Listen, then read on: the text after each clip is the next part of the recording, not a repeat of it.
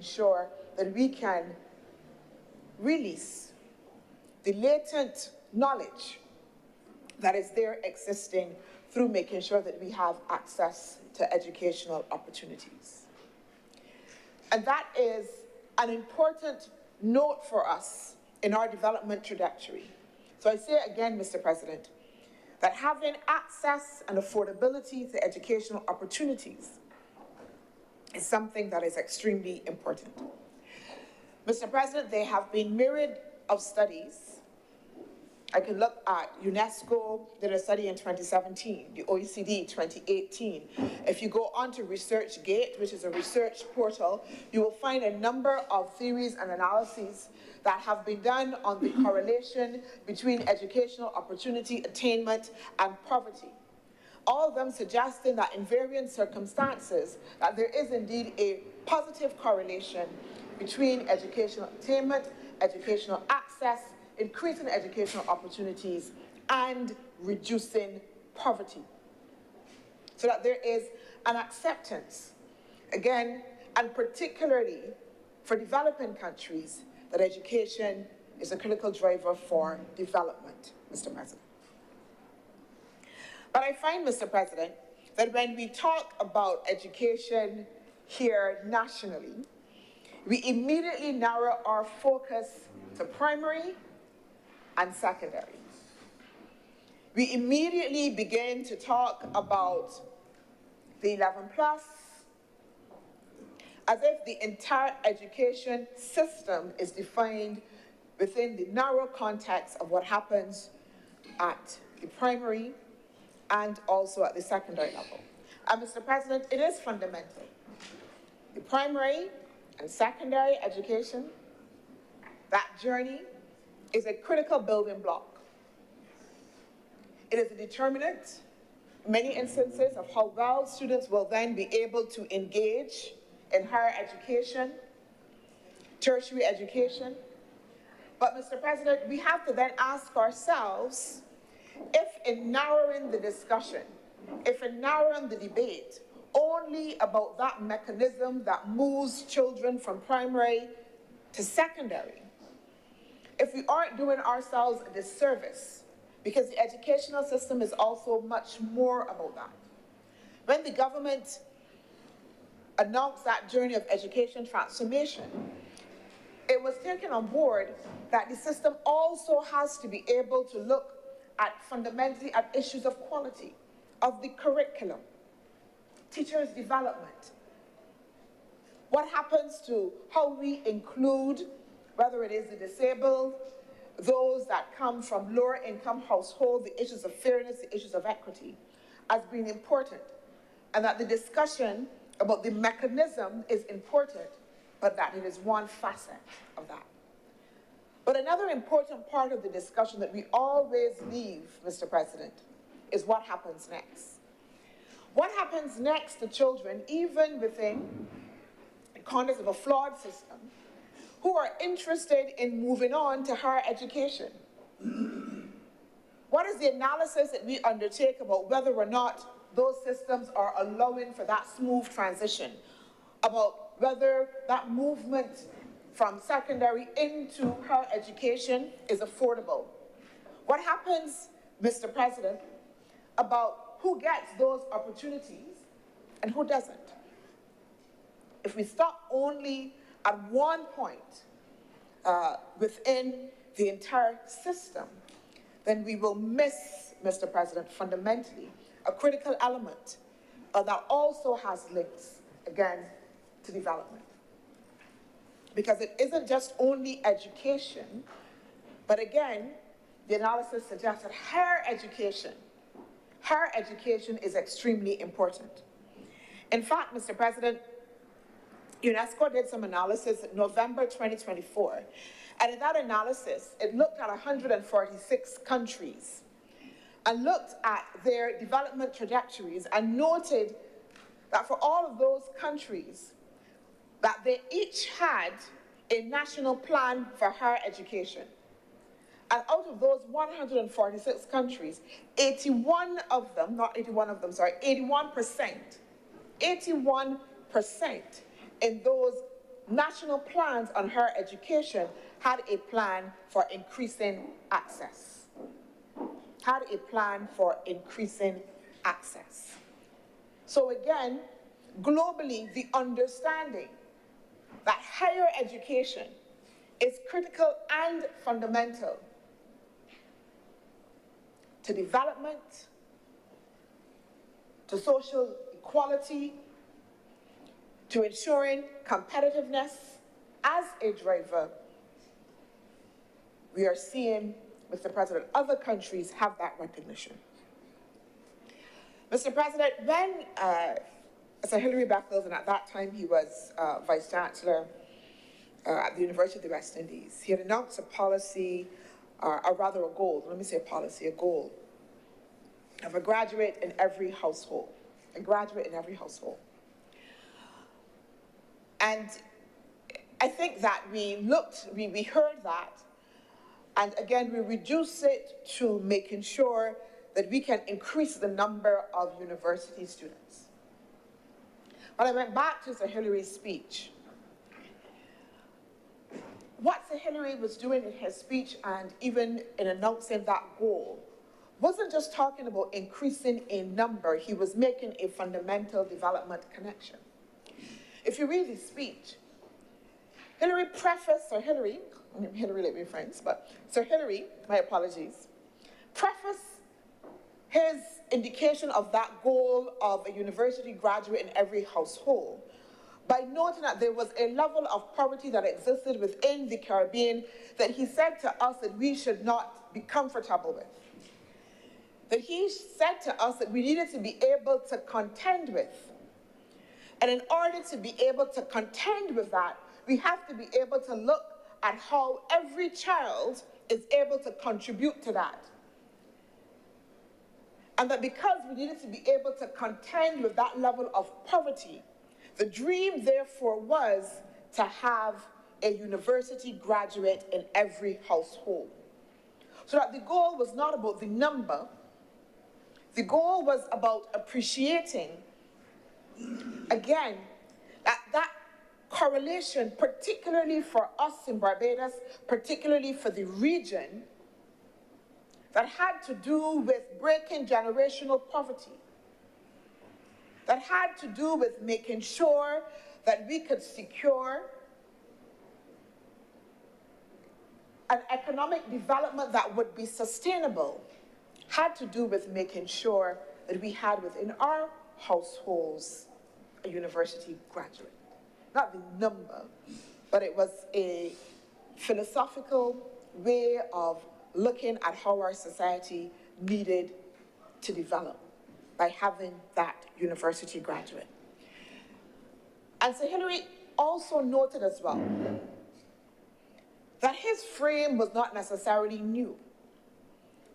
And he echoed the words of, God rest his soul, the late Rex Nettleford, who was the Vice Chancellor Emeritus, who said to us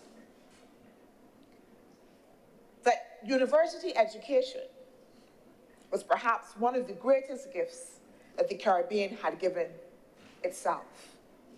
That university education, higher education, was one of the greatest gifts that the Caribbean had given itself. And I don't know, Mr. President, again, that we have fully understood that. We speak about education and its importance, and we speak about it only, perhaps most of the time, let me say, in terms of getting a job, right? People come out of school to get a job. We come out of university to get a job. What those esteemed gentlemen were saying to us was that it is more than that. That higher education was fundamental to the nation primarily, and the access to it, again, was important to our development. But at the same time, there is a connection that I feel that all Barbadians know when it comes to education, when it comes to understanding that link between education and how we break generational poverty, the importance to households, the importance to future. And so, Mr. President,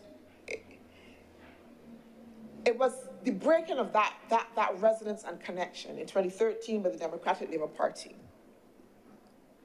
The creation of that breach, and perhaps I would even go so far, Mr. President, and say betrayal with the Democratic Labour Party. It was not just about the action in the moment. Hard choices had to be made. Any government is faced with hard choices, particularly when you are facing an economic downturn. And the Democratic Labour Party made a choice so that free tertiary education got whittled down to an economic black liner on it that says this is what we can give up. This is what we can take away from people. And it was not just, Mr. President, again, the disdain for the legacy of Earl Walton Barrow, but it was a fundamental misunderstanding, again, as I said before, of what drives development. And perhaps some would say, well, okay, it's education, so we didn't do anything, we still supported primary and secondary, so we could move the tertiary education. Let Bajans pay for it. This is what, you know, in the midst of everything.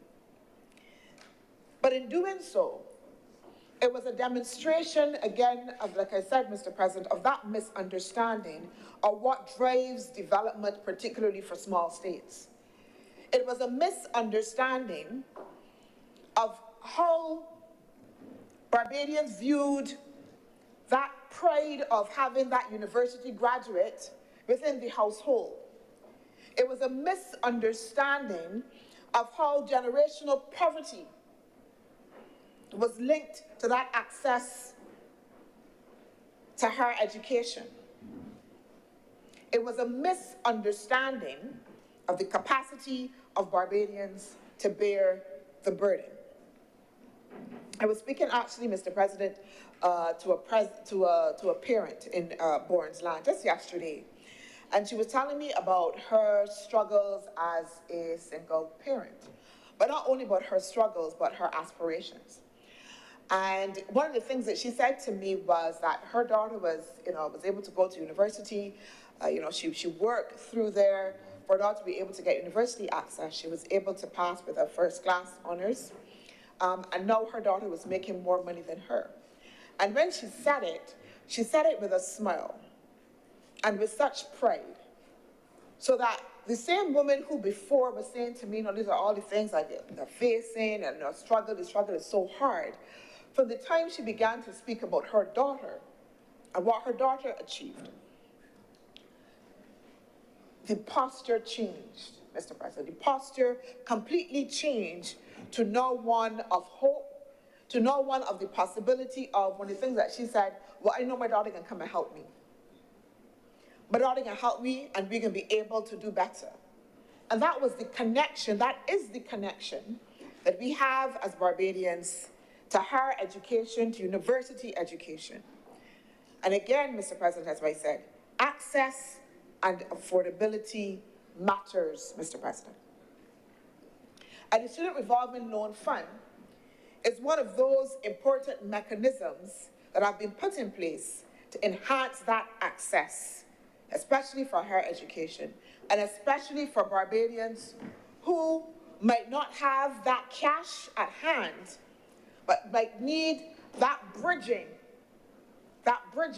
Mr. President, to assist them and their children to be able to have access, so that they can be assured that higher education, again, is not just for the elite.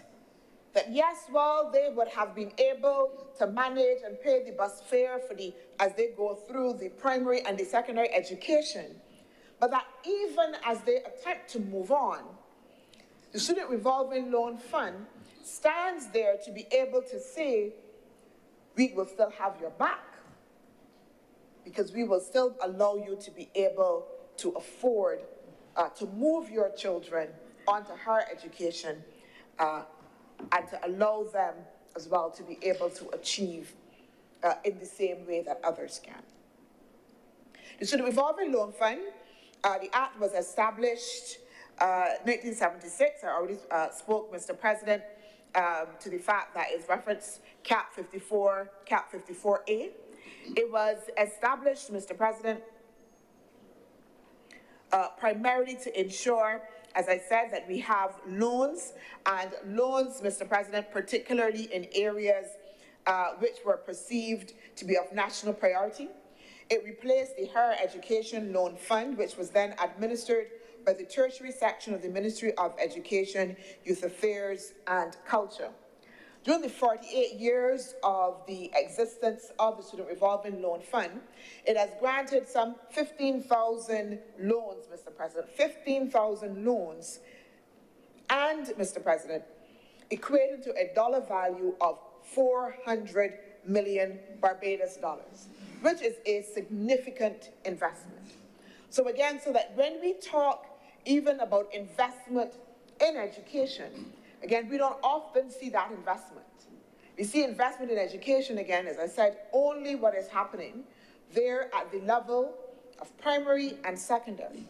But that $400 million represents a significant investment in people who would otherwise perhaps not be able to afford to have their children, Mr. President, not only to be able to access education, university education here, but also overseas. There was a young lady I remember from Harmony Hall area, and she'd gotten a scholarship, not scholarship, she got accepted into university in China. And to do this particular area of study, which was not being offered here in Barbados. I remember when her parents contacted me, and young lady so excited, but then the mother called me one side, and she said, I don't want to burst her bubble, but I don't know how we can pay for it to get there. And I had to tell her, but no, you have a facility. Check the Student Revolving Loan Fund. You got to get some sureties, but they might be able to help you depending on how much it is that you need, and then she can go, she can see if she gets some scholarships and so on. So it provides that important function, Mr. President, again, that allows people who believe or who feel or don't have the capacity to be able then to fund their children's higher education needs. So that over time, we have seen the Student Revolving Loan Fund, and it has gone through, Mr. President, I will tell you honestly, some ebbs and flows, just in terms of its function. We would have seen over time that its debt ratio was extremely high. During the early years, you had a debt ratio of something like 90%. Then I think around the 2000s, it lowered again, came down a little bit to like about 64%, Mr. President. But I am pleased today to say that at March 30th, 2025, that debt profile is now down, Mr. President, to 11%. And the aim now, Mr. President, is to make sure that it moves to 5% and lower.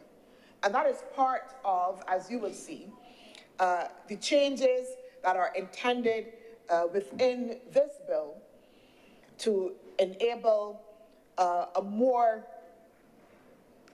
structure to be brought to the Student Revolving Loan Fund to enhance its functionalities and its delivery as well. One of the reasons why the Student Revolving Loan Fund has been attractive for many Barbadians is that, Mr. President, it offers a preferred interest rate. The interest rate is often, Mr. President, below market rate. No repayment is required during the agreed study period. There is an extended repayment period as well as a moratorium of interest during the study period. In addition, at the conclusion of the agreed study period, students are afforded an additional period known as a grace period where repayment is still not mandatory, although, Mr. President, interest accrues during this period. This extra time is designed to allow students to find employment without immediately having to worry about the repayment of the loan, Mr. President. They have a grace period. They can go and study, Mr. President, not have to worry immediately in the midst of trying to make sure they pass exams, buy books, all of those other things that they need to be able to do. But their parents as well can be comforted that the resources are there and available to allow them to be able to succeed in their endeavor. And then even after, to allow them time again to breathe, Mr. President, then to find some work, and then to be able to repay that loan. And that is fundamental, Mr. President, again, for that group of people. And I say that group of people because that includes me, because my daughter as well had a student revolving loan fund loan to be able to fund her education. Yeah? So that is an important mechanism for many of us. Over the life of the Student Revolving Loan Fund, there have been many amendments that have been made, again, to just ensure that the Student Revolving Loan Fund remains relevant, remains fit for purpose, and there have been a number of innovations, again, to open up the Student Revolving Loan Fund to again, broaden the base of people who can participate. For instance, Mr. President, the fund initially only catered to full-time students. So if you're a part-time student, or if you were studying online, you could not get a student revolving loan fund initially. And again, that is the traditional way of looking at education, the traditional way of understanding how education was to be delivered. So it meant, Mr. President, if I was at university or anywhere, because I went part-time, because I could not afford, Mr. President, to start working and going to university. I had to be able to pay for the bus fare and the whatever else and help my parents and whatever I could not afford. But then I would not have been able to have access to the Student Revolving Loan Fund if I was a part-time student. And so you would see that that is one of the innovations over time that has changed. So now part-time students can have access to the Student Revolving Loan Fund. It also broadened the areas that were determined as national priority. And I'm happy to say, Mr. President, that if you are in the cultural arena, involved in the orange economy, that yes, your area of study, Mr. President, including dance, Mr. President, you can go to the Student Revolving Loan Fund and be able to get a loan. And again, that is innovation, because you can imagine that that traditional notion of what is priority and what that looks like for us in the traditional areas, whether it's accounts, whether it's a doctor, whether it's a lawyer, etc., that the Student Revolving Loan Fund has been able to bridge that and be able to say, well, no, we understand where the economy is going, we understand where the growth trajectory is going, and therefore we are widening that in order to embrace as much as possible. We'd have also seen as well, Mr. President, a movement in the loan limit from 20,000, imagine just 20,000. Most of us now will laugh at that because we're not so sure what that will be able to fund in these days. I don't know if that was be able to even fund some books for the university. Mr. President, I remember I went to university, and again, I could not afford to buy any books. I bought one sociology book. There was a famous sociology book, Harlambos. Yes, Harlambos. You had to use Harlambos for your entire university education. That's the only book, Mr. President, I was able to buy.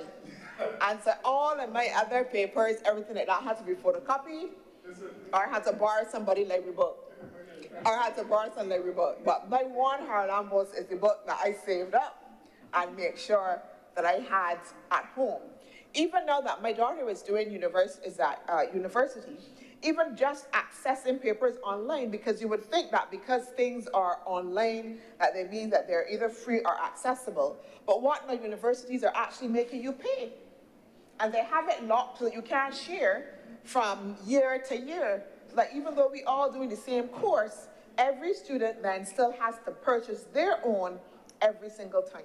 So that there is an expense that is growing.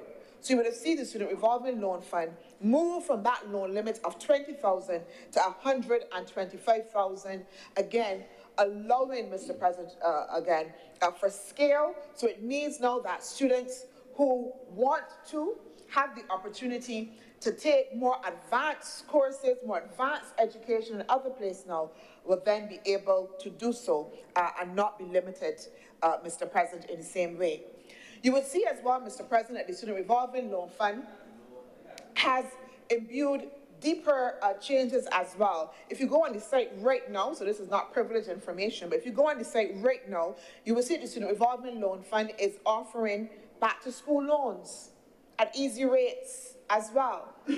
Bread and butter issue that the Student Revolving Loan Fund is, again, responding to the dynamics of the society, to the recognition, again, that there are those that are still vulnerable and that will need the assistance in order to make sure that they can have their children at school and functioning, again, without all the time having to be worrying consistently every day about where will I get the resources.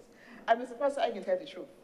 I don't have, my daughter is, my daughter's at university now, but primary and secondary education, I know I don't look like it, Mr. President, but don't worry about that. Primary and secondary education now is so expensive.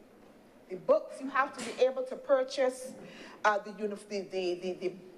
depending on what type of parents you are, the bag you have to be able to purchase, the shoes. When I heard the cost of the shoes now, Mr. President, it's not like in my daughter's days, if my daughter was to tell stories, she would tell you that I used to make sure she washed the bag, and if it ain't look too thin, we cutting off the little strings and stuff wrong it, and we can make it look nice, and she wearing it back the next time. I was a bad mother, and I have no apologies for it. I have no apologies for it. So it was either you choose, you get a new pair of shoes, you get a new bag. You get a new pair of shoes, but when she get a little older or so, fine. But when she's a little, that don't make a difference between when you're going and learn things. Shoes, nice and polished, nice socks. You get your uniform, ribbons in your hair, and the bag and the shoes we could work through. But that still creates an expense, Mr. President, and the purchase of the books and whatever. So the Student Revolving Loan Fund now then provides that, again, to be able to help students as well. But they've even gone in even further. So now, again, realizing that we have an aging population, they're introducing professional and training loans as well. Again, Mr. President, that commitment to ongoing higher education we see coming through from how the Student Revolving Loan is functioning. But even with those changes and others, we recognize that there were some challenges, and you will see that reflected in the proposed and what we have before us in the bill. Number one, Mr. President, the pool of sureties in Barbados, again, small place, shrinking. I don't know, Mr. President, any one of you, but you would get almost in a year 3 or 4 persons coming to you asking you to be surety.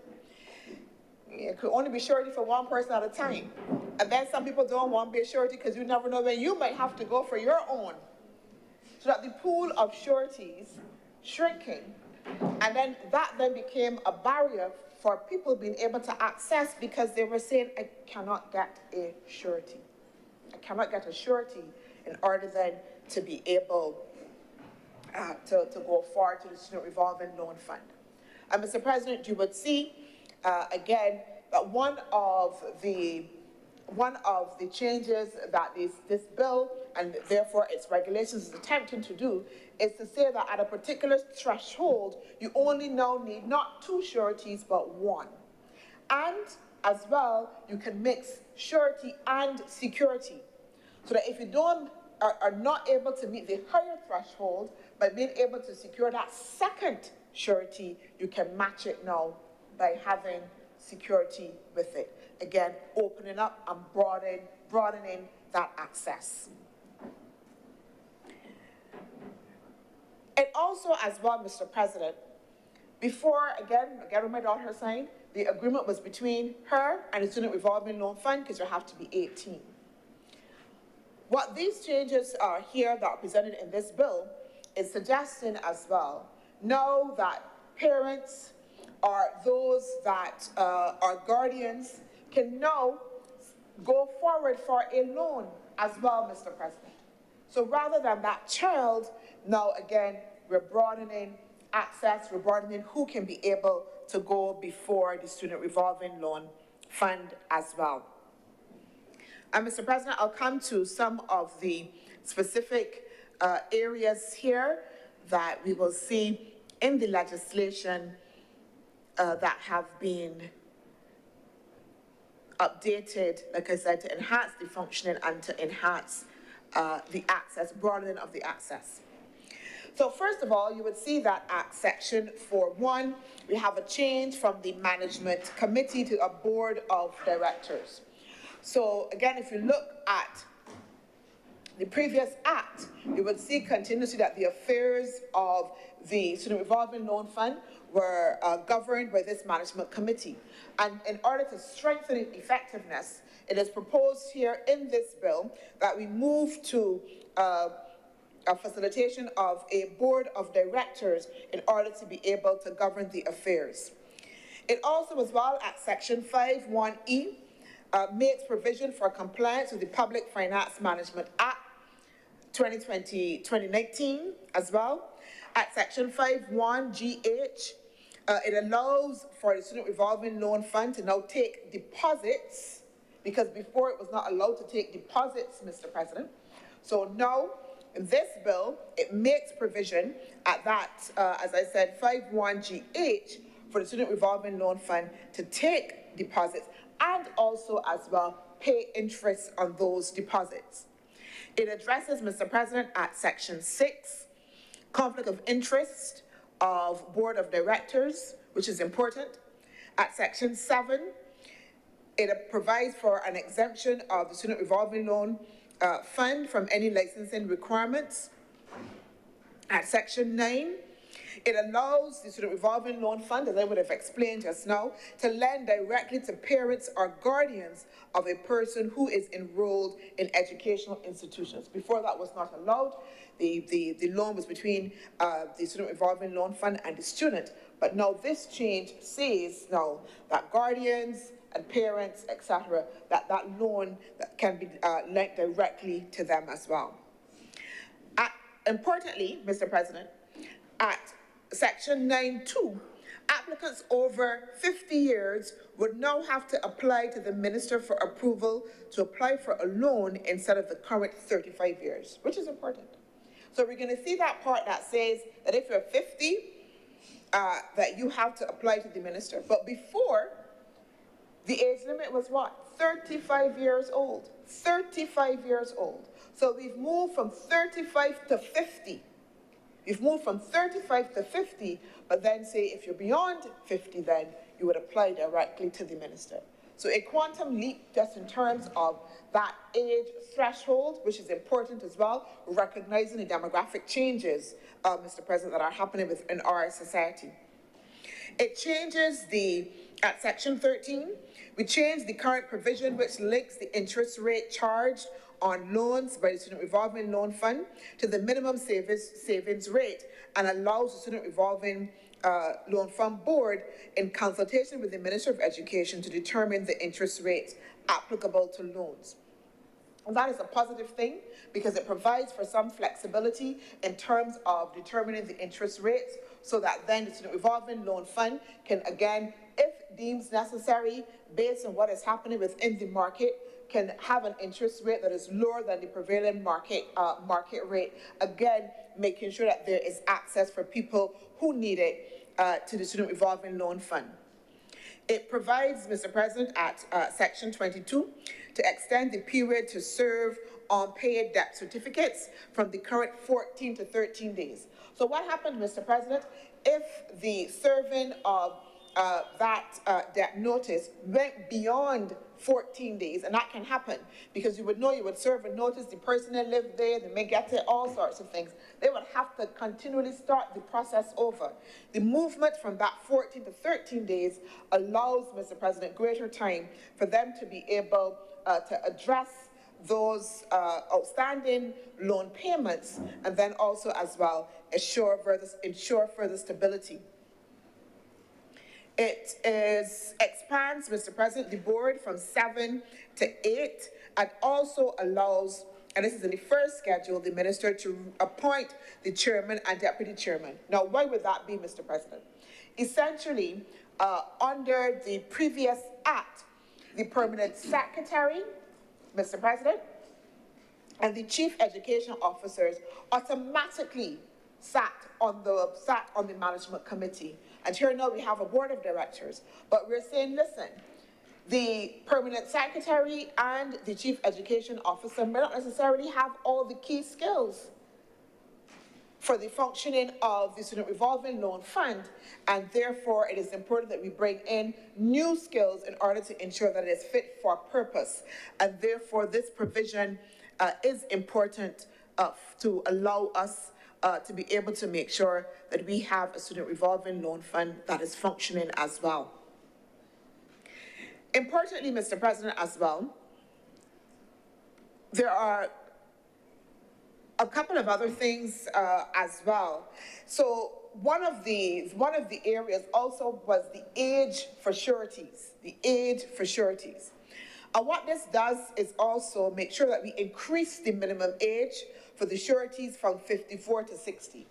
So that not only had an age lending threshold of 35, but also in terms of the surety as well. So now you have that you can be a surety up to 60 years, but within particular thresholds, again, of borrowing. Because there are sometimes, Mr. President, you may not necessarily want to borrow the 125,000 or even the 50,000. You're trying to bridge a gap in educational expenses that may be a little 10,000, a little 15, or even 5, probably just to buy books, just to take care of particular expenses. And then you would have then be limited the age of the sureties for that short duration of time. So this then again provides for more fulsome access and broadening the base as well. It also as well, very importantly, allows people who are not currently within the educational system, but want to be able to do so, because before, Mr. President, in order to be able to access the loan, you would have had to be accepted into a university. You were going into university, you had plans to be able to do so. But there are cases where people are employed in the educational institution themselves and then wanted as well for future growth in order to have access to the loan. And so that these changes will provide for that as well. Mr. President, what we are seeing in these changes is the attempt to make a fit-for-purpose loan fund, a fit-for-purpose facility that will grow, that will be sustainable as well, that will ensure that the broad mass of Barbadians, once they are interested, can be able to access that educational opportunity through the provision of funding that actually meets their needs, Mr. President, that is affordable. And I want to say as well that having interacted with the officials from the Student Revolving Loan Fund, it is not only the mechanism, but the facilitation as well that happens. The Student Revolving Loan Fund is not set up to deny people, but to facilitate the application, facilitate the access. You can call officers, you can set up an appointment, find out information. Mr. President, they will be able to work with you, work you through the process. And again, not just the mechanism, but the process that is facilitatory. Mr. President, as I close where I started, access and affordability matters. It is why there is an SDG 4. And the SDG 4 not only speaks to quality education, but if you look at the targets and the indicators as well, if you look at target 4.3, that speaks fundamentally to access to higher education and its importance. And that imbuing of that SDG within the SDG framework on education and the access to higher education grounds, again, the importance of that link to how we develop, first, globally, the global population, but important for us as a people. And the importance of recognizing that the educational system travels, it is a journey, Mr. President, that should be ongoing. And that access to vocational training and higher education is critical to how our people will develop.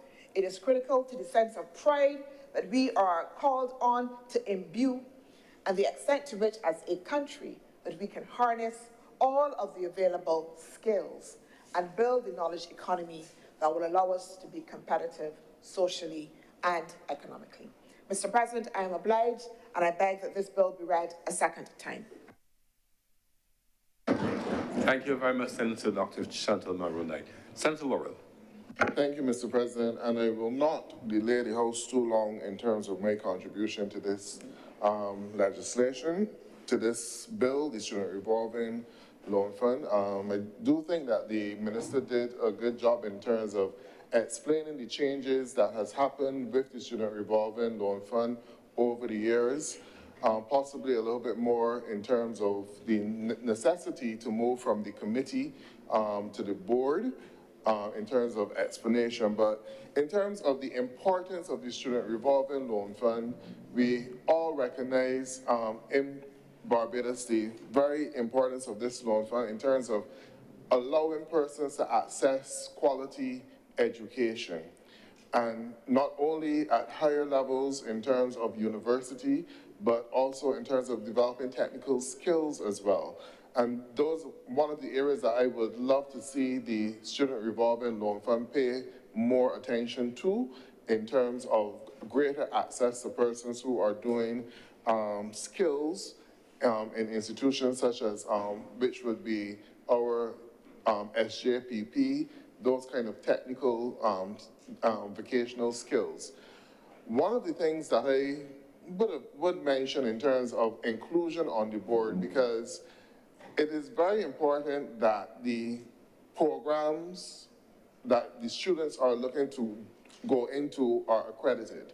So we do have the Accreditation Council, and that could have been included as part of the makeup of the board to have someone from the Accreditation Council sit on the Student Revolving Board in terms of the review of those applications, and also making yourself critically aware of what is necessary, because there are times when we do not necessarily see what will be the game changers happening beyond our shores. And we need to be up to date. And oftentimes, a lot of students are well aware and ahead of their time, even ahead of institutions such as the Ministry of Education, the Accreditation Council, and even ahead of the Student Revolving Loan Fund. So you don't want situations to develop where, as time changes, we are now into the world of AI, but it could be another game changer coming up that a Barbadian is interested in pursuing this, and it may not be a talking point in Barbados nationally, and then for that student to be denied the opportunity to pursue that program because it is not recognized as something that will be critically important, not only in the development of Barbados, but globally in terms of development. And that is where having, well, I know that the fund does have a relationship with the Accreditation Council, but you have someone to focus in that area specifically and identifying technical programs in particular, which will be game changers for the future so that we can stay ahead of the curve and also encourage more of our people to pursue those areas which will be groundbreaking for the future. And with that, I can say that I support the bill, and I believe that we would have an opportunity to hear more from other senators in terms of the usefulness of the Student Revolving Loan Fund. Over the years, both administrations would have had issues in terms of the repayment of the loans, and that has been coming down, and you're getting greater structure in terms of the repayment of the loan. The whole process is a revolving loan, so that if you got a loan 10 years ago, it is expected that when you repay that loan, that you would help the child who is coming forward in the next 2 years to get a loan to go on to pursue their dream and their opportunity. So a lot of work has been done in terms of education and bringing awareness to the usefulness of the loan.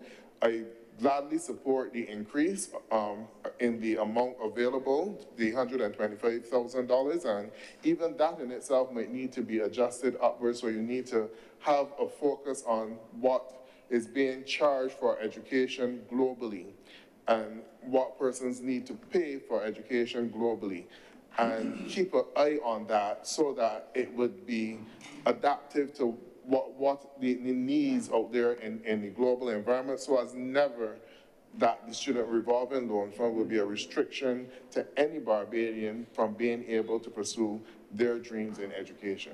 And with those few words, I thank you. Thank you very much, Senator Laurel. I will speak, sorry. Senator Kevin Boyce. Thank you, Mr. President. Mr. President, this is a somewhat personal plea.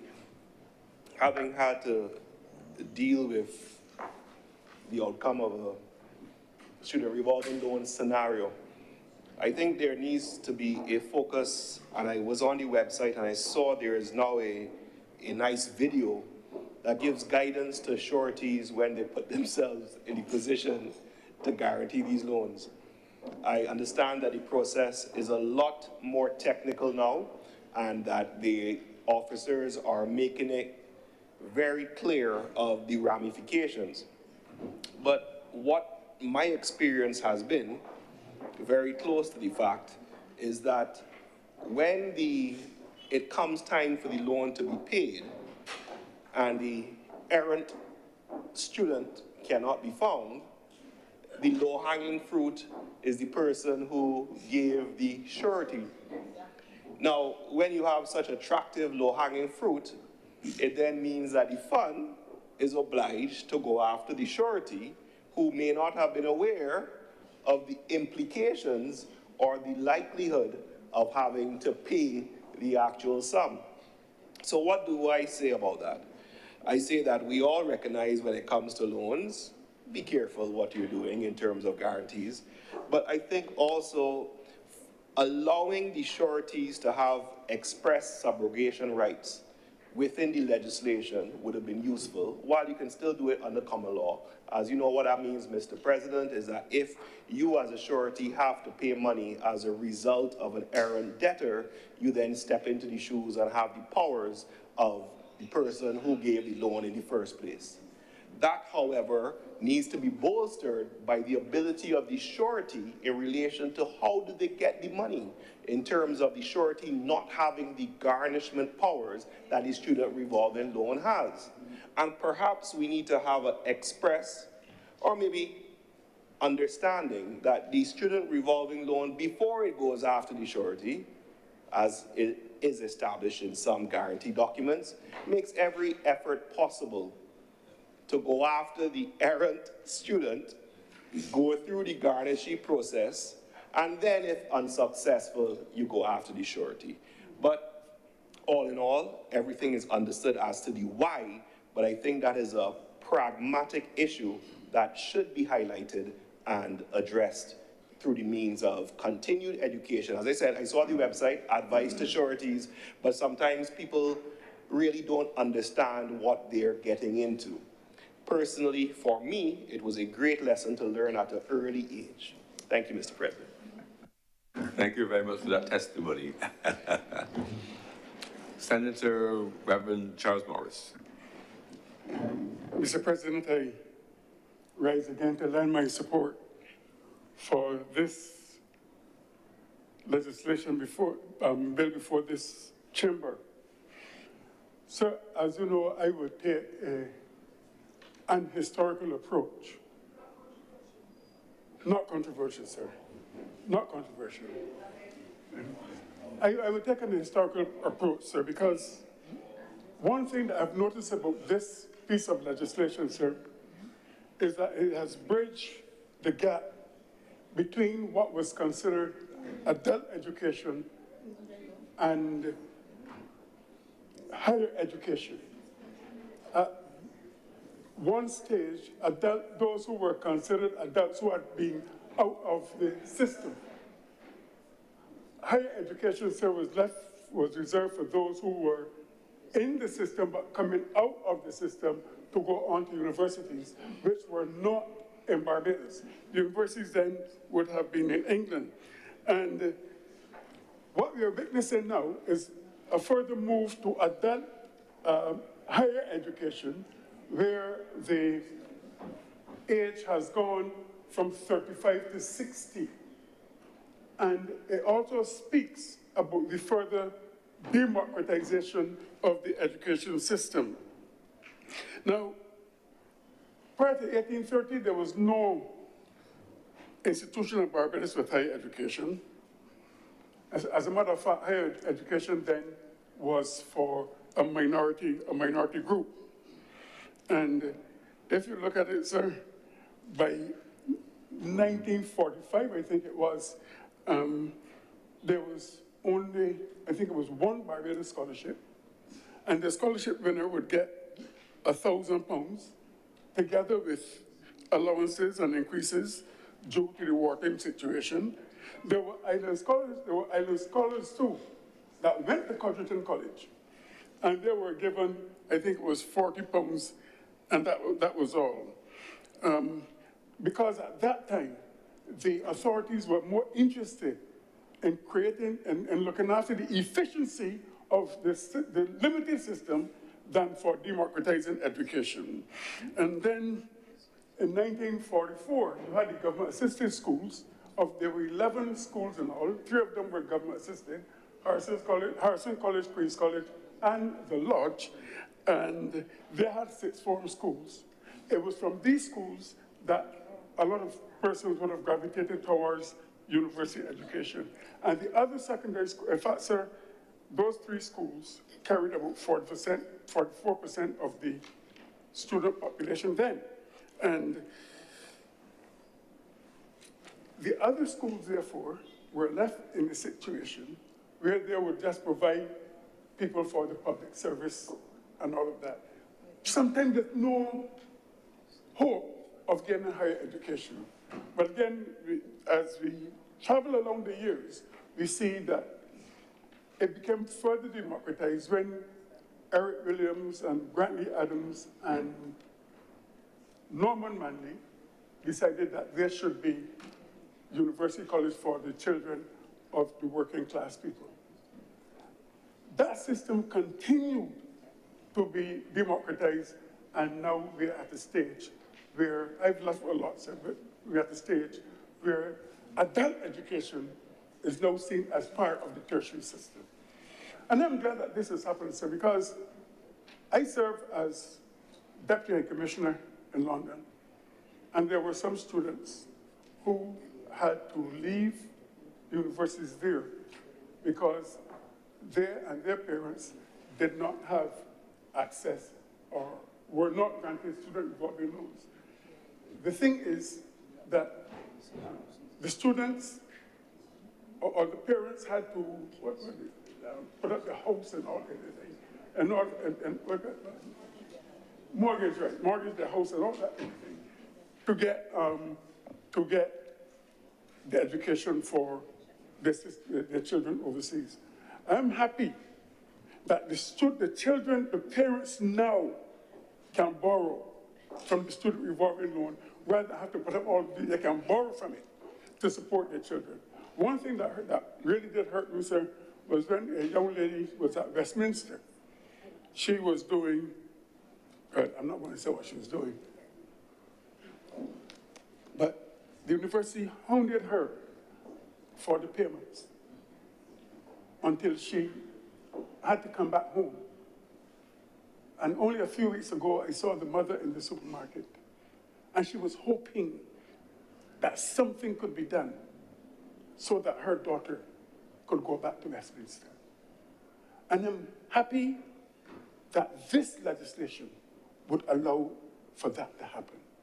And there are a lot of students overseas, I don't think it's England only, where they start and then they could not get through. Remember, we had to start a fund in England for one person to finish. And I'm happy that he finished with first-class honors from Kent.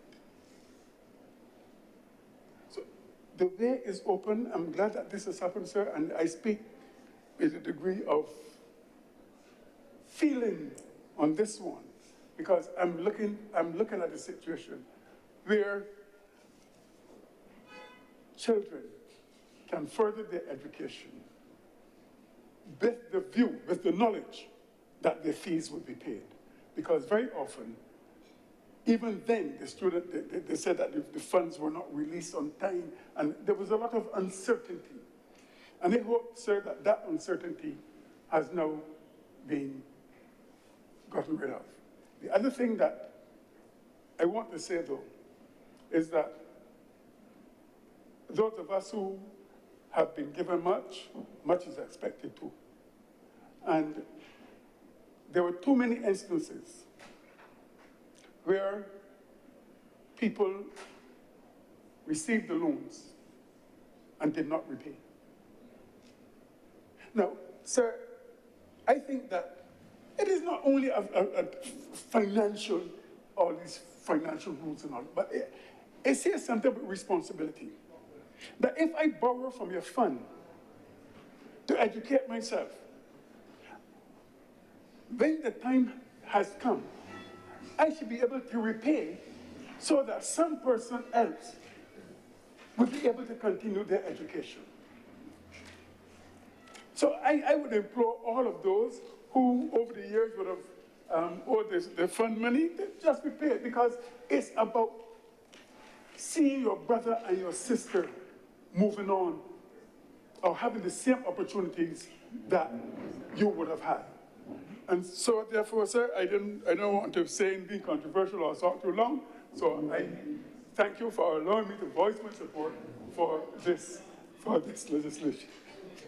Thank you very much, Senator the Reverend Charles Morris. Senator the Honourable Lyndall Nurse. Thank you, Mr. President. It shan't be very long here, but I just wanted to rise and also lend my support to this bill. I think it is a very useful mechanism which the government in the past would have established for those students who were not fortunate enough to have been able to get a Barbados scholarship or an exhibition or bursary or a national development scholarship or any of these other available sources for obtaining finance for higher education. And as a recipient of a student revolving loan in the past, I can certainly testify that it was very, very useful for me at the time to be able to pursue my education in accounting in London as I wanted to do at the time. And what I see the Student Revolving Loan Fund doing is allowing other students who have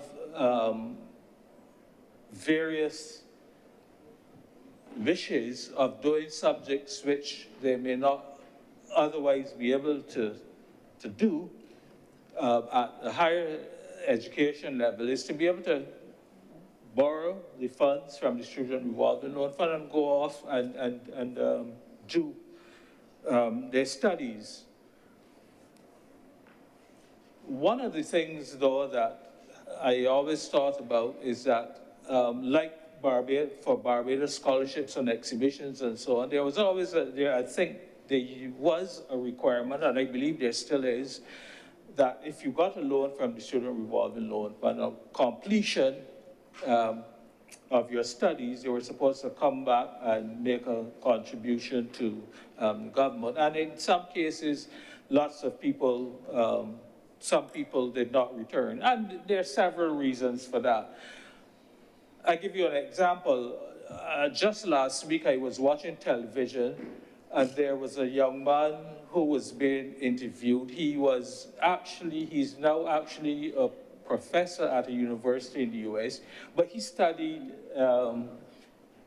aerospace engineering. Now, the thing is that when you do a subject like that, you can't come back to Barbados to, what do you come back to Barbados to do? So there has to be, you know, some flexibility or some flexibility in having students like these who can maybe offer to make another meaningful contribution to Barbados other than having to come back and remain here for, you know, and work here for at least a year or two or whatever the requirement is.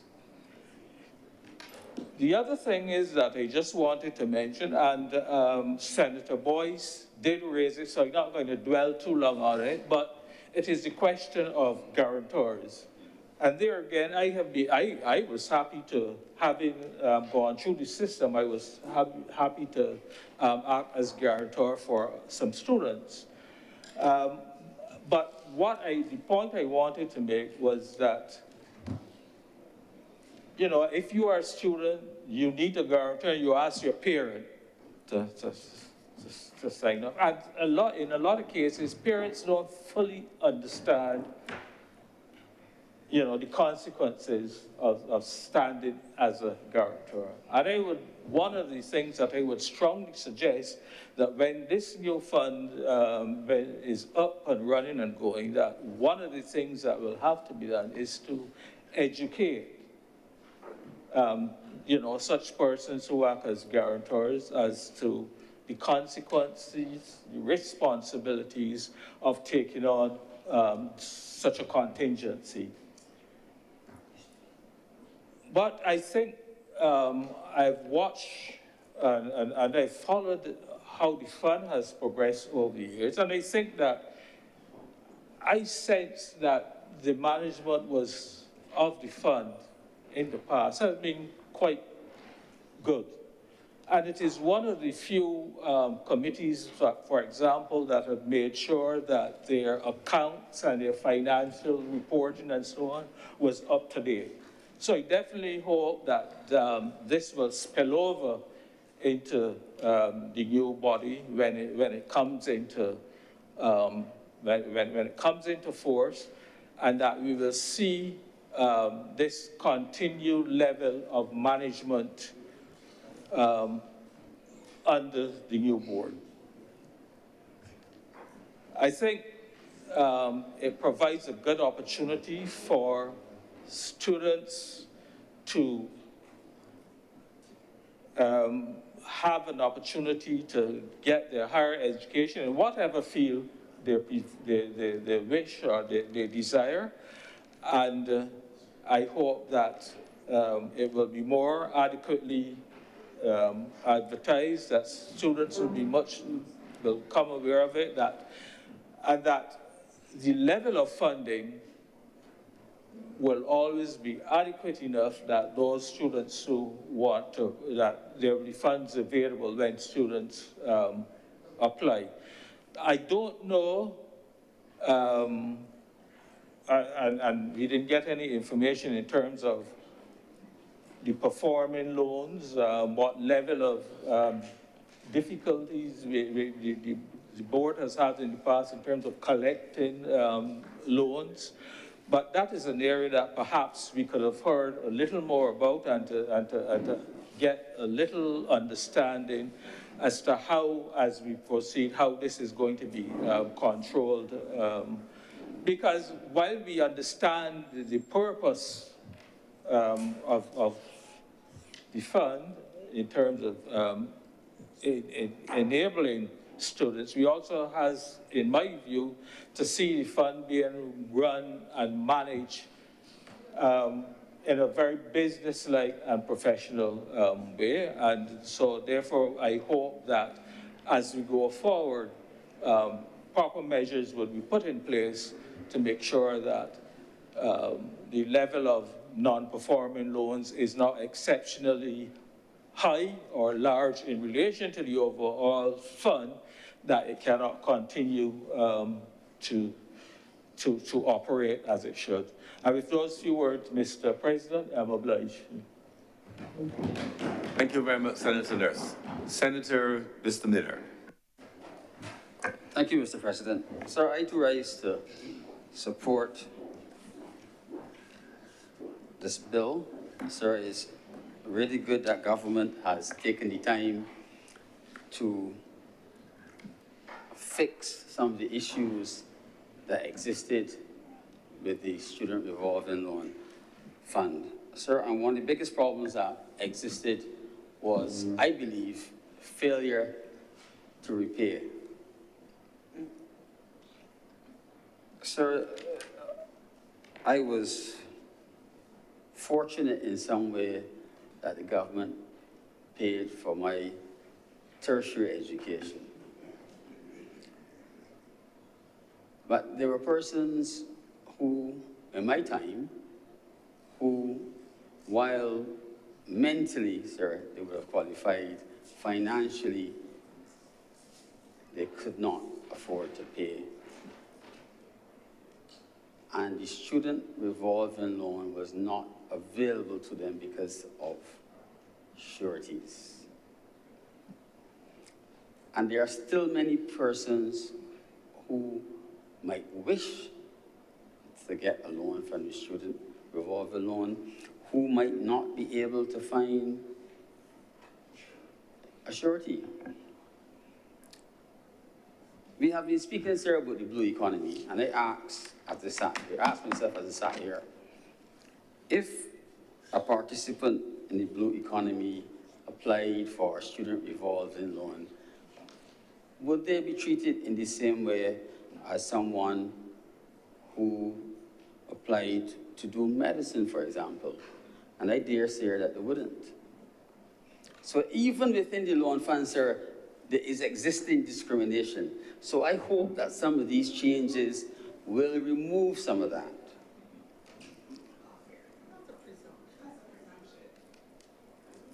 Sir,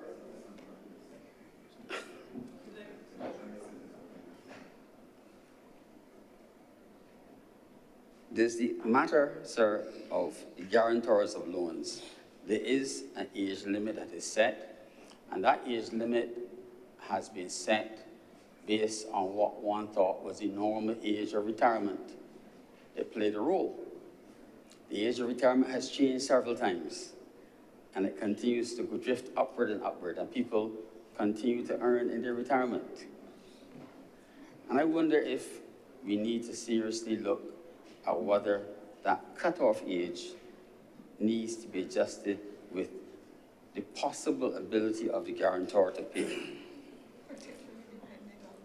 Yes, because I know what I mean when I say that there are many people who will not make it if they did not have access to a student revolving loan. And there are little things that will prevent access that all the paperwork and all the structure will not fix. And your guarantors are very, very important. Sir, I wish to touch for a few minutes on where government invests in its people. And we expect, or we should expect, some return on the investment. One of my colleagues earlier said that when you are given in this way, you should give back. And I do not think that the issuing of scholarships and the fees that the government pays for education for persons with scholarships are radically different from paying a student revolving loan.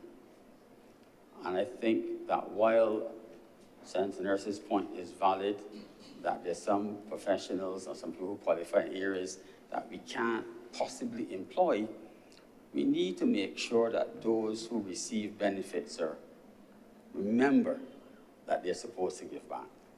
Thank you. Thank you very much, Senator Maynard. Her Honour, Senator Thompson.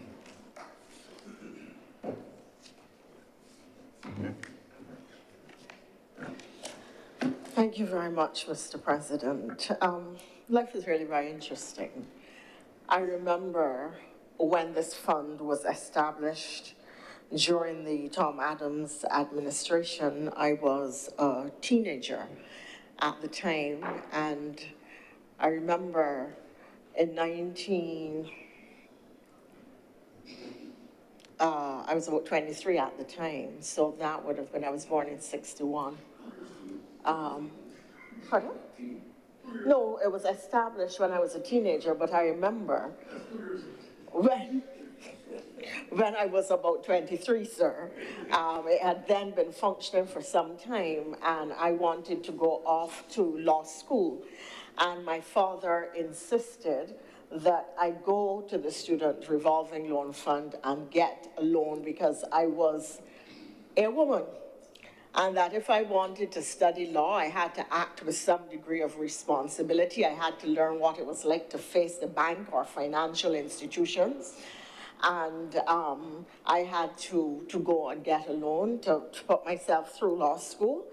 And it was nothing to do with him, and it had nothing to do with the fact that he could absolutely write the check for me to go. Life is so interesting, as I said, because I remember when his granddaughter was going off to study law in England, and he wrote a 6-figure check and put it in her bank account and told her to go. But poor me, I was in a different position. And I remember the day that I went very nervously to negotiate with the Student Revolving Loan Fund, a young girl of 23. Never having faced any financial institution in my life, but my father trying to teach me a critical life lesson. And I remember the day, sir, because I was driving his car and I reversed it into a wall as I was leaving the Ministry of Education. I got the loan and went off to law school and came back, and as so many people do with this fund, I did not immediately pay back my loan. I am happy to say, sir, that I did pay every single cent that the taxpayers advanced to me, and I'm deeply grateful that they did, and I'm grateful that a government had the vision to create a fund of this type, because as others have remarked before me, there are people who, without it, would not have been able to pursue higher education or to pursue, the Student Revolving Loan Fund really finances dreams and futures. Really, that is what it does. It doesn't have any slogan, but if there were to be one, I think that is the slogan that we would have to attach. And it shows really what a visionary government can do, well-directed policy that is, in fact, transformational. And I'm grateful to be part of a parliament that will, again, redefine how this fund functions and the extent to which it acts as a lever for upward social mobility, for the transformation of fortunes and circumstances, and for truly changing the lives of families. I was the first person in my family, sir, to have a tertiary education. My parents were giddy with excitement when I entered university, and I suppose that at the time I did not appreciate what it meant for two people who themselves had gone to what was then 7th standard, but not a traditional secondary school in the sense that we have definitely not a university, to have a child who was entering the university to read for a degree in law. So I could not understand then the level of my parents' pride, but I understand now only too well that for people born in poverty in Barbados, that this is a mechanism which moves them from poverty toward the path of prosperity. I think that we have to ask ourselves, however, some questions that are coming to my mind. I will start, sir, on the point of sureties, because so many people have spoken to the issue of sureties and guarantors and so on. Like Senator Nurse, I would have liked to hear what kind of financing the fund started with, how it has grown over the course of its establishment, where it is now, and what projections the government is making within the context of the changes it is putting in place, because that would really allow us not just information, but to do critical analysis about how the fund is being used, how the government sees the fund, and how it is being positioned to be a tool for tertiary education that is perhaps in subjects and thematic areas not offered in the context of Barbados.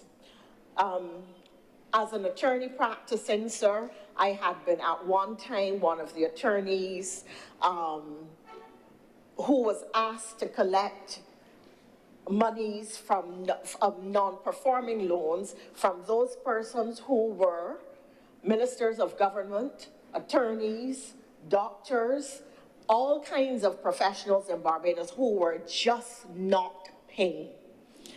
And the fund got very annoyed with me because some of the people had gotten their money, started up practice, up and left the country, never paid a cent. You know, when you call them to talk to them, and it wasn't my thing to try to embarrass anybody, but you know these people, these are your fellow professionals. And you wanted to talk to them quietly and say, well, you know, you want to put yourself in order. And so they would start to tell me about their mortgage and their children and why they shouldn't pay back. And after all this time, why were they being pursued and so on. So it was very difficult to collect money. And I would therefore have been curious to know how we are strengthening our collection. I think that officers, and you go in 23 for the first time to make a loan, and you know, they write you up and so, but nobody really sat down with me to explain to me what a revolving fund was. I really had no appreciation, truthfully, that if I did not pay, that I was in effect robbing somebody else of the same opportunity. When I came back, and they know when you leave and when you come back, because you're supposed to inform them, they know what you're studying and your period of study is, you should receive a letter and or phone call and or WhatsApp or an email to say, welcome back to Barbados. We were pleased to fund you. Please bear in mind that you have to start paying your loan in 6 months' time. Officer Jones will be calling you a month before your payments are supposed to start. So that there should be rigorous policing of the loan itself. And I don't care that commercial banks don't operate like that, but commercial banks will turn the screws on you in a way that the student revolving loan fund does not. And in fact, they can't, because you already got the education. You already have the training. It isn't as if they could come and pick up your motor car or take a lien on the property or something of the sort. You have the education. You are benefiting from the loan, and they cannot take that knowledge and power, the power that knowledge gives, away from you. So therefore, their mechanisms for policing that fund to ensure they get that money, staying in contact with the people. If the borrower does not hear you for 3 years, they're bound to forget about you.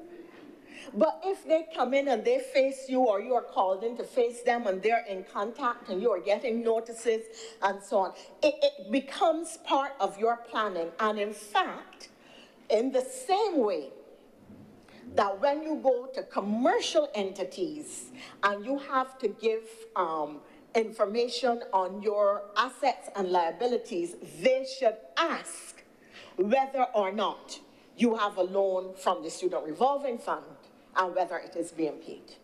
Because that may well act as an indicator of how they will treat your loan. It may not, because as I said, the banks tend to have means of collecting their monies that are far more aggressive, and in fact, you don't get the funding until you only get the funding at the time the contract is secured and you get the whatever it is right away. So it is perhaps not similar. And therefore, I would really like to see what is happening with sureties. And that is one of the reasons, given my experience as an attorney, having worked for the fund, that you could not ask me to act as a surety for anybody. Not given the level of delinquency that I saw from the people whom I saw. So that is perhaps the biggest barrier that the Student Revolving Loan Fund suffers. And this is being perfectly honest, sir. I don't know what is the level of top-up by the government or the level of capitalization, to use a more acceptable financial term, although I think everybody knows what I mean by top-up in this context. But this has been a major bugbear with the fund. What is the cost of education? And sir, I think that this, discussing this matter today opens up some other questions that are relevant to our circumstances.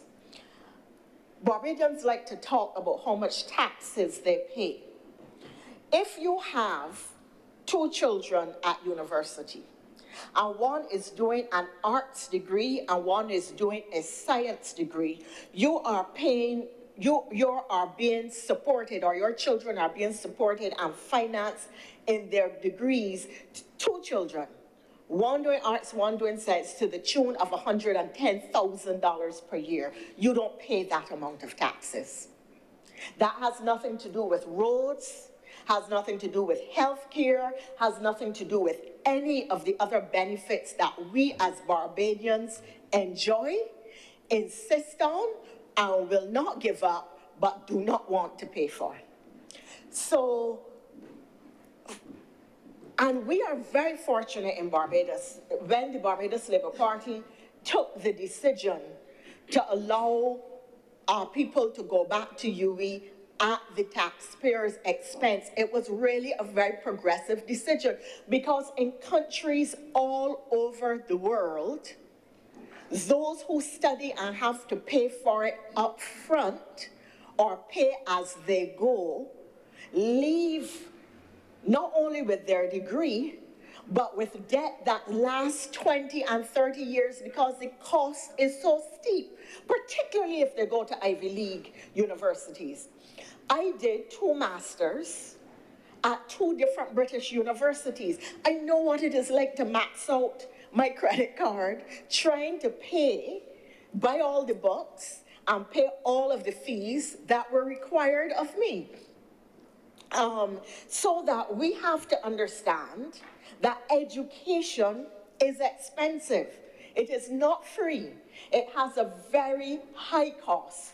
And the taxpayers treat our children with great generosity, some of whom are at Cave Hill indefinitely, switching programs and doing all kinds of things, just because mommy and daddy do not have to pay a cent of that $110,000 per year or $55,000 per year or more, depending on how many children they have at university and what programs they are doing.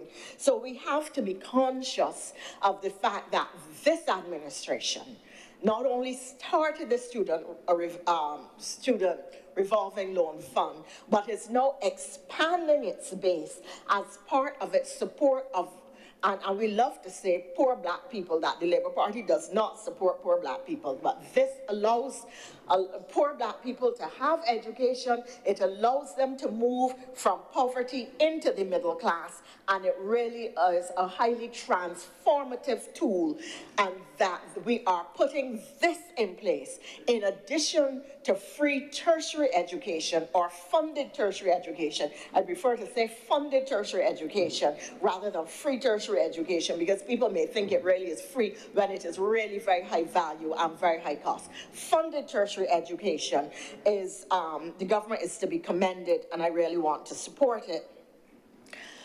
I believe that there are further questions that we need to ask, sir. And one such question for me is, what are we educating our people for? I will not say that some of the behaviors that you see really defy belief when you consider the level of education that people have. But I really want to ask a wider question. I'm really very serious. What is it that we are educating our people for? And by that, I mean, have we considered as a government what are our strategic priorities in the economy? Have we determined what our sources of foreign exchange and revenue earning are going to be?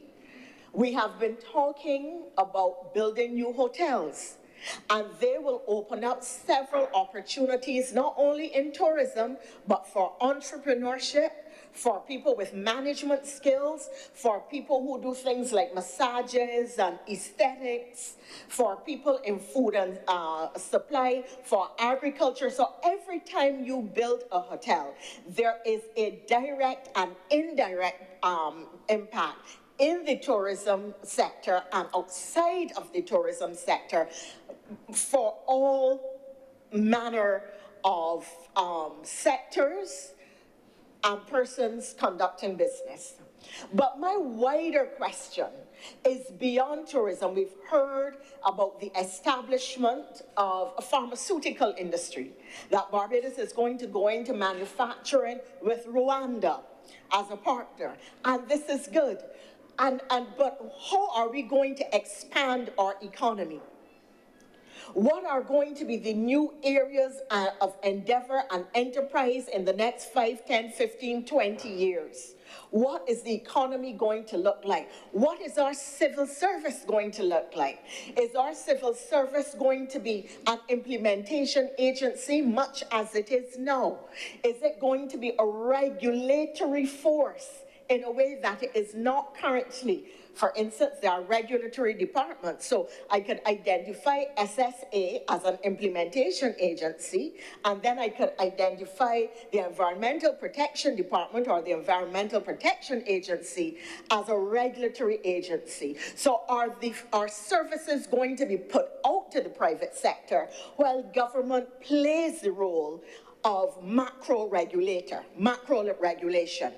oversight, management, control, ensuring that the implementation is done in the way government intends? You see, it is only when we start to ask these kinds of questions can we determine what we are training people for to do, what the economy is going to look like, what skill sets and knowledge base do they have to propel the economy forward. We see happen in other jurisdictions where once the economy starts to grow, because the training and education has not been commensurate in terms of the planning, that they have to start importing skills, people with all kinds of knowledge bases that the local economy does not have, and that creates a major us and them kind of thinking.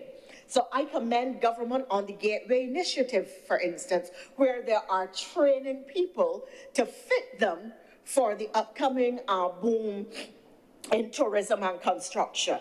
But at the same time, we now have to ask ourselves, in the context of a knowledge economy, in a context of an economy, a global economy that is being driven increasingly by technology, by AI, by robotics. Sir, 2 weeks ago, I have to tell you, I got into a car. I tell everybody, sir, I got into a car, I drove, and then I came up alongside a vacant space, and the salesman who was showing me the vehicle said, okay, press this button and it will tell the car to reverse itself.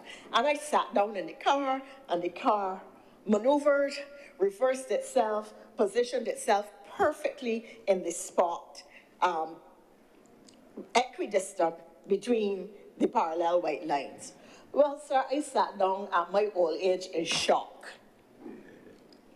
Because, you know, you hear about these self-driving cars and this and that, but here in Barbados, to sit down, I actually experienced it. Mind you, I'd have to say the car was not as good as me, because I could have got into the spot in 1, but it did it in 3.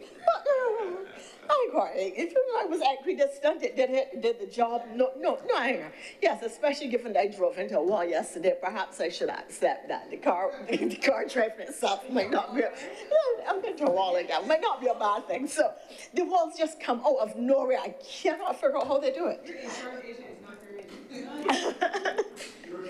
Thankfully, I drive a very hardy car, so. But the point that I'm making, sir, is that the world as we knew it is changing. It is being changed by technology. The workplace as we know it is being changed by a changing labor, the way the technology is transforming the labor force and the marketplace. It is being changed by the rise and rapid growth of the gig economy and a whole number of other factors. So the question is, in terms of our education, how are we projecting the skill sets that we are going to need? Because very often I find that when you apply for loans, that if you say you want to do things like, what is it that the Most Honorable Corey Ford studied? Trying to remember, I can't. But he would have studied something that was very, very unusual at the time. It wasn't what we were accustomed to in, sorry, what's that? Infectious diseases. There were not people studying infectious diseases at the time. And therefore, when he would have applied for this, his own scholarship, or when he would have thought to do that, you know, the whole question of, is this a skill that we are going to need? Well, infectious diseases, some people get colds. I mean, we're talking about, nobody could have anticipated COVID. So young people are now looking to study a whole range of things that perhaps mean very little to you and me, or perhaps not relevant.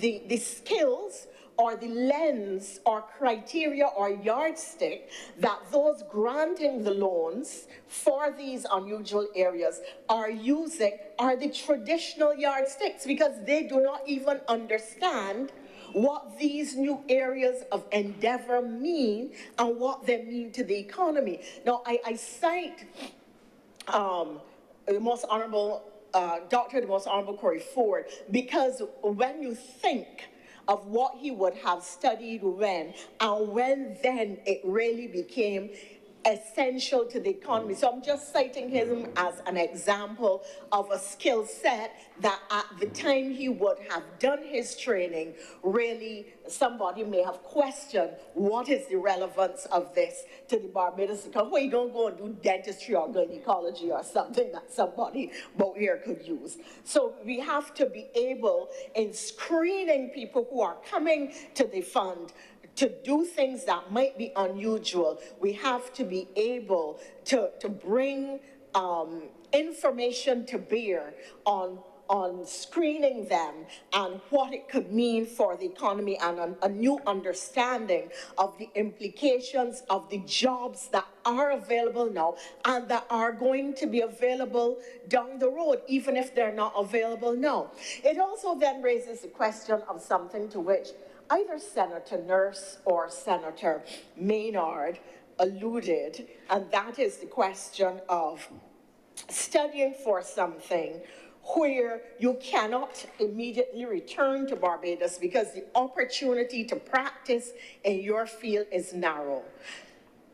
I think that in some instances we have to take chances on these people because they are going to use their skills in ways that will help somewhere else. They are going to repatriate benefits. If we can get them to pay and to agree to pay their loans, that becomes the most important thing, because education and knowledge are not wasted.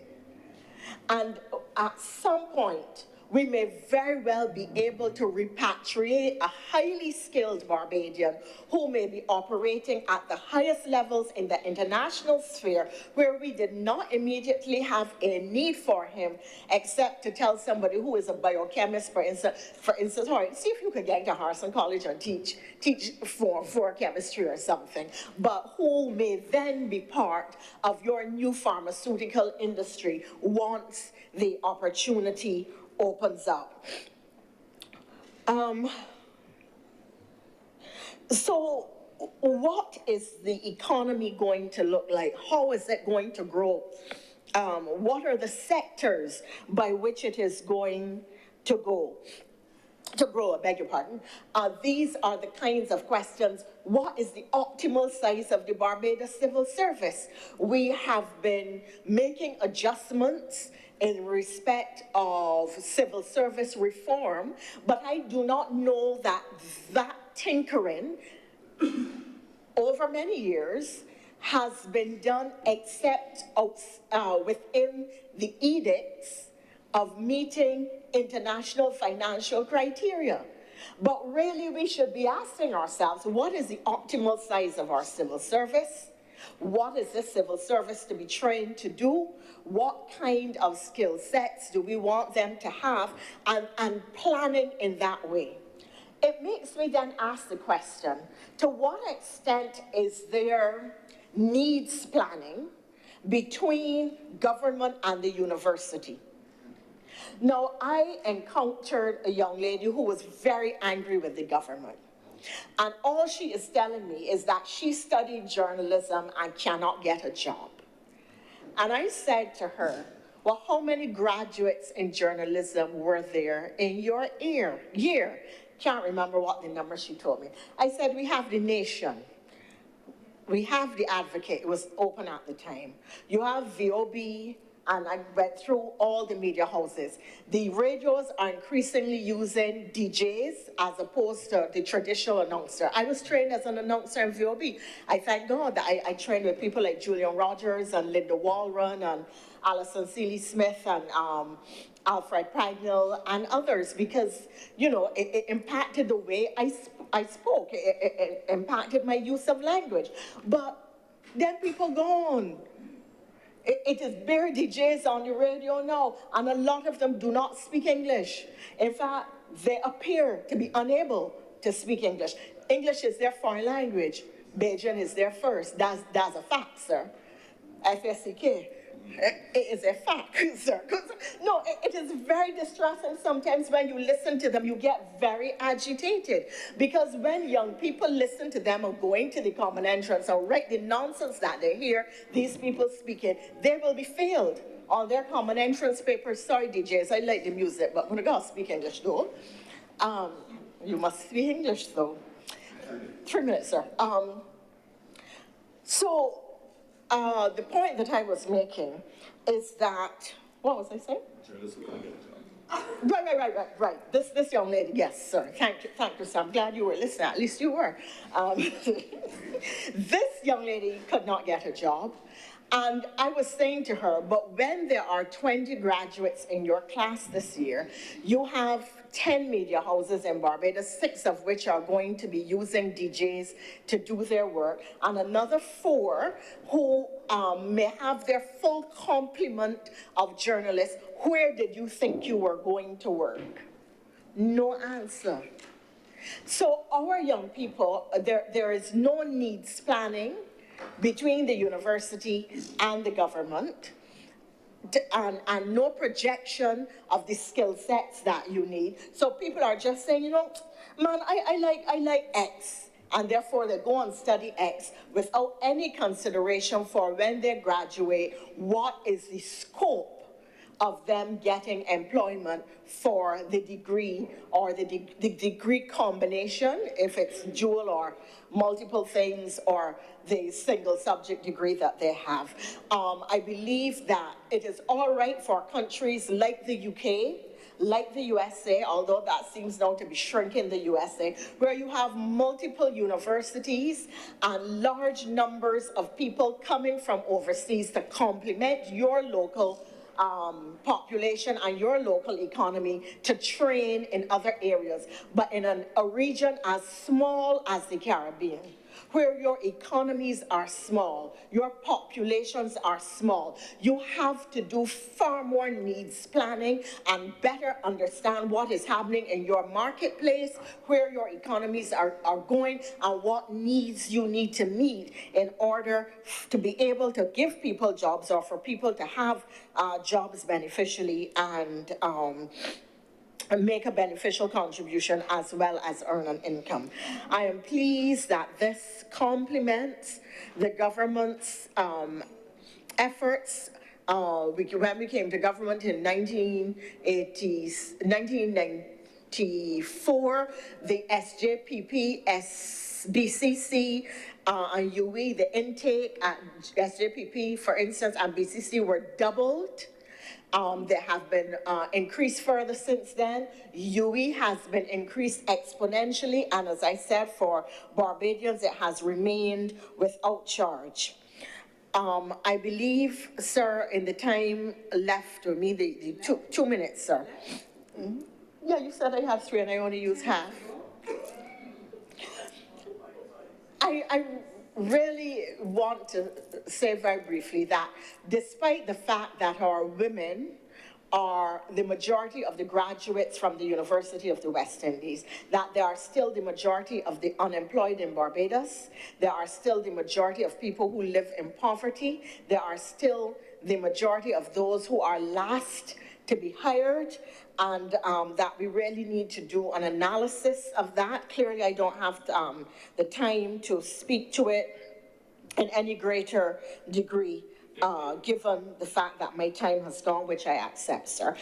So I am pleased to support this measure. I believe that the Student Revolving Loan Fund, as I indicated earlier, finances dreams and futures, and I am deeply grateful for how it helped me, and I hope very much that the changes that are have been made, and the suggestions made by other honorable senators today will see it grow further and benefit a wider swath of Barbadians, allowing them to enjoy increased opportunity, increased income, and a better quality of life. It is not an accident that this country has the largest number of people in the middle class in Barbados. It is by deliberate policy. Thank you, sir. Thank you very much, Your Honour. The most Honourable Senator Thompson. Senator Cummings.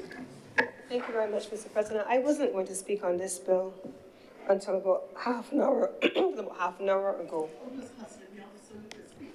Actually, no, I'm going to be a very short presentation. In this presentation, Mr. Chair, within my allocated time, I'm not going over, and I quarreling with other people for hustling me, Mr. President. Mr. President, it's really an appeal to Barbadian parents and to Barbadian young people. I've sat and listened to my colleagues here in the Senate talk about their experiences with the Student Revolving Loan Fund. I too stand here in this place as someone who also raised by a single parent, went through the system, went off to university. The government paid my tuition fees, but in order to go overseas, there had to be the financing to allow me to pay for my accommodation and all of those kinds of things. So I too had a student revolving loan. I too had to pay it back. I too made sure that I paid it back. I too, like Senator Thompson, once you come back in, you have a moratorium, usually the first year or so, and then you start paying it back. All of us in here, in this place, have had that experience based on what I have heard today. But Mr. President, the question of the philosophy of what the Student Revolving Loan Fund is meant to do via education, which is to create a pathway and finance dreams and income mobilization, moving people from one income class into the other, income mobility, is very much why I stood to speak today, Mr. President. This country historically has had access to education made available to us through funded education. Free education is what Senator Thompson talked about, but I like the term funded education. It is free at the point of consumption, but it is not free. Somebody pays for it, usually the taxpayers.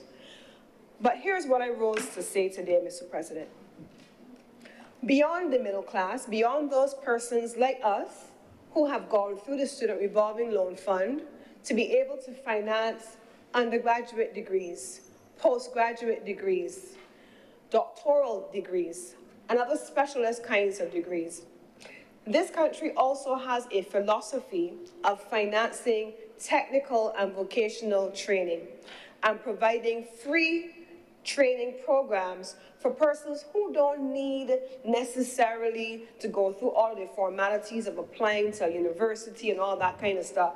Mr. President, I rose because as I sat and I listened to all of us speak about the various degrees that we have each pursued and all of the opportunities that have made available to us because of it, I couldn't help but think about the people who I met over the last week who are mechanics, who are drainage professionals, who clean the drainage networks underneath the street, who have no formal university education, who in some instances have put bulk and brawn into their livelihood. That's how they earn a living.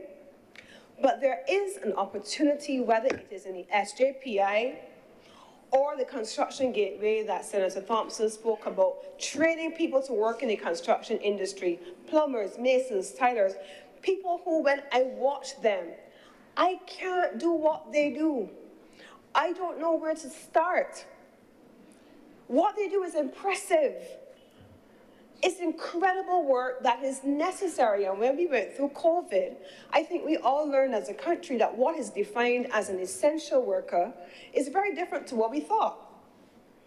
There are categories of work, skill, professions in this country that need now to be elevated in ways that we have historically not done. And this appeal that I stood to make today is for Barbadian parents in particular, to put your children in a position where they can take advantage of the free education opportunities that have been made available to them.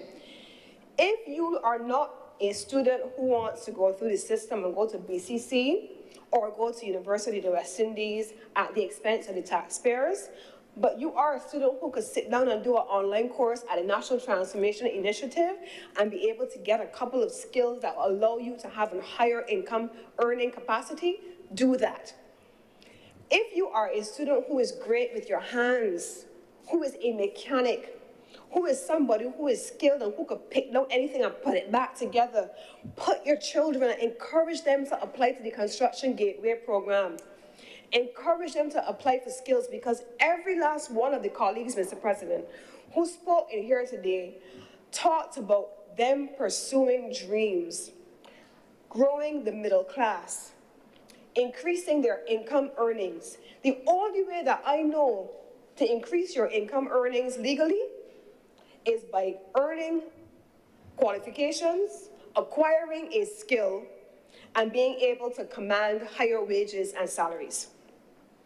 This country has too many free training programs or finance training programs for so many young people to be saying that they can't find work.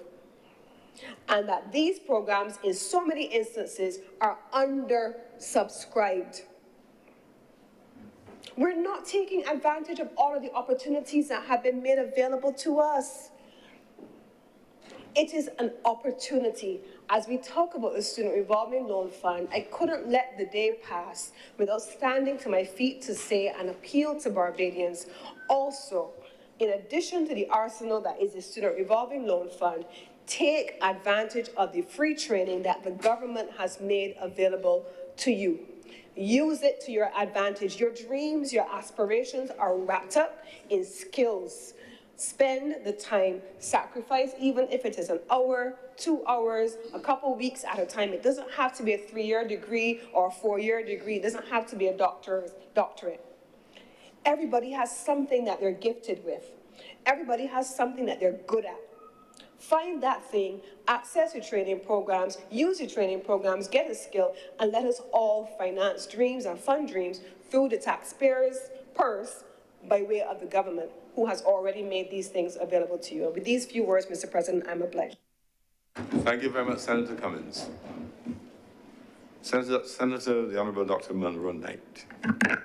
Thank you, Mr. President, and let me thank all of the honourable senators that have contributed to this afternoon's debate. It was a rich debate, again, stressing the importance of education, stressing the importance of this particular facility as well. And I think everything that has been said here today, in many respects, answered some of the queries as well that were put on the table as the different interventions unfolded.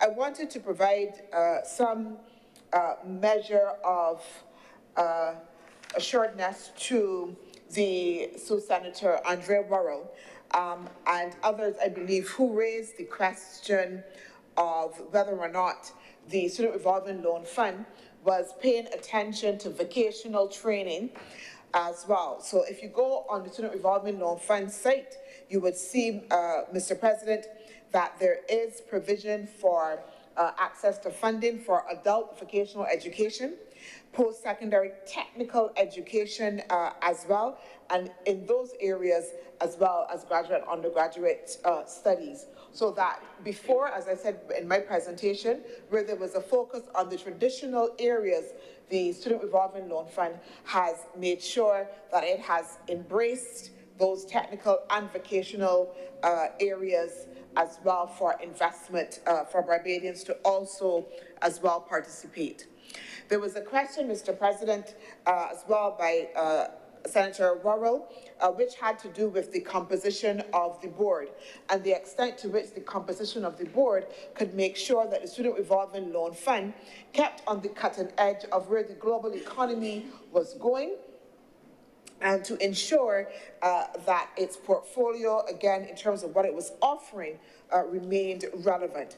I just want to point out, Mr. President, if we look at the first schedule, even though the Accreditation Council, and the Accreditation Council is what Senator Worrell would have referenced specifically, the first schedule there, which speaks to the constitution of the board, we note that it does have a representative of the Ministry of Finance and Planning, as well, a representative of the Cave Hill campus of the University of the West Indies, and a representative of the Barbados Institute of Management and Productivity, nominated by the Executive Director of the Institute, and then 4 persons appointed by the Minister.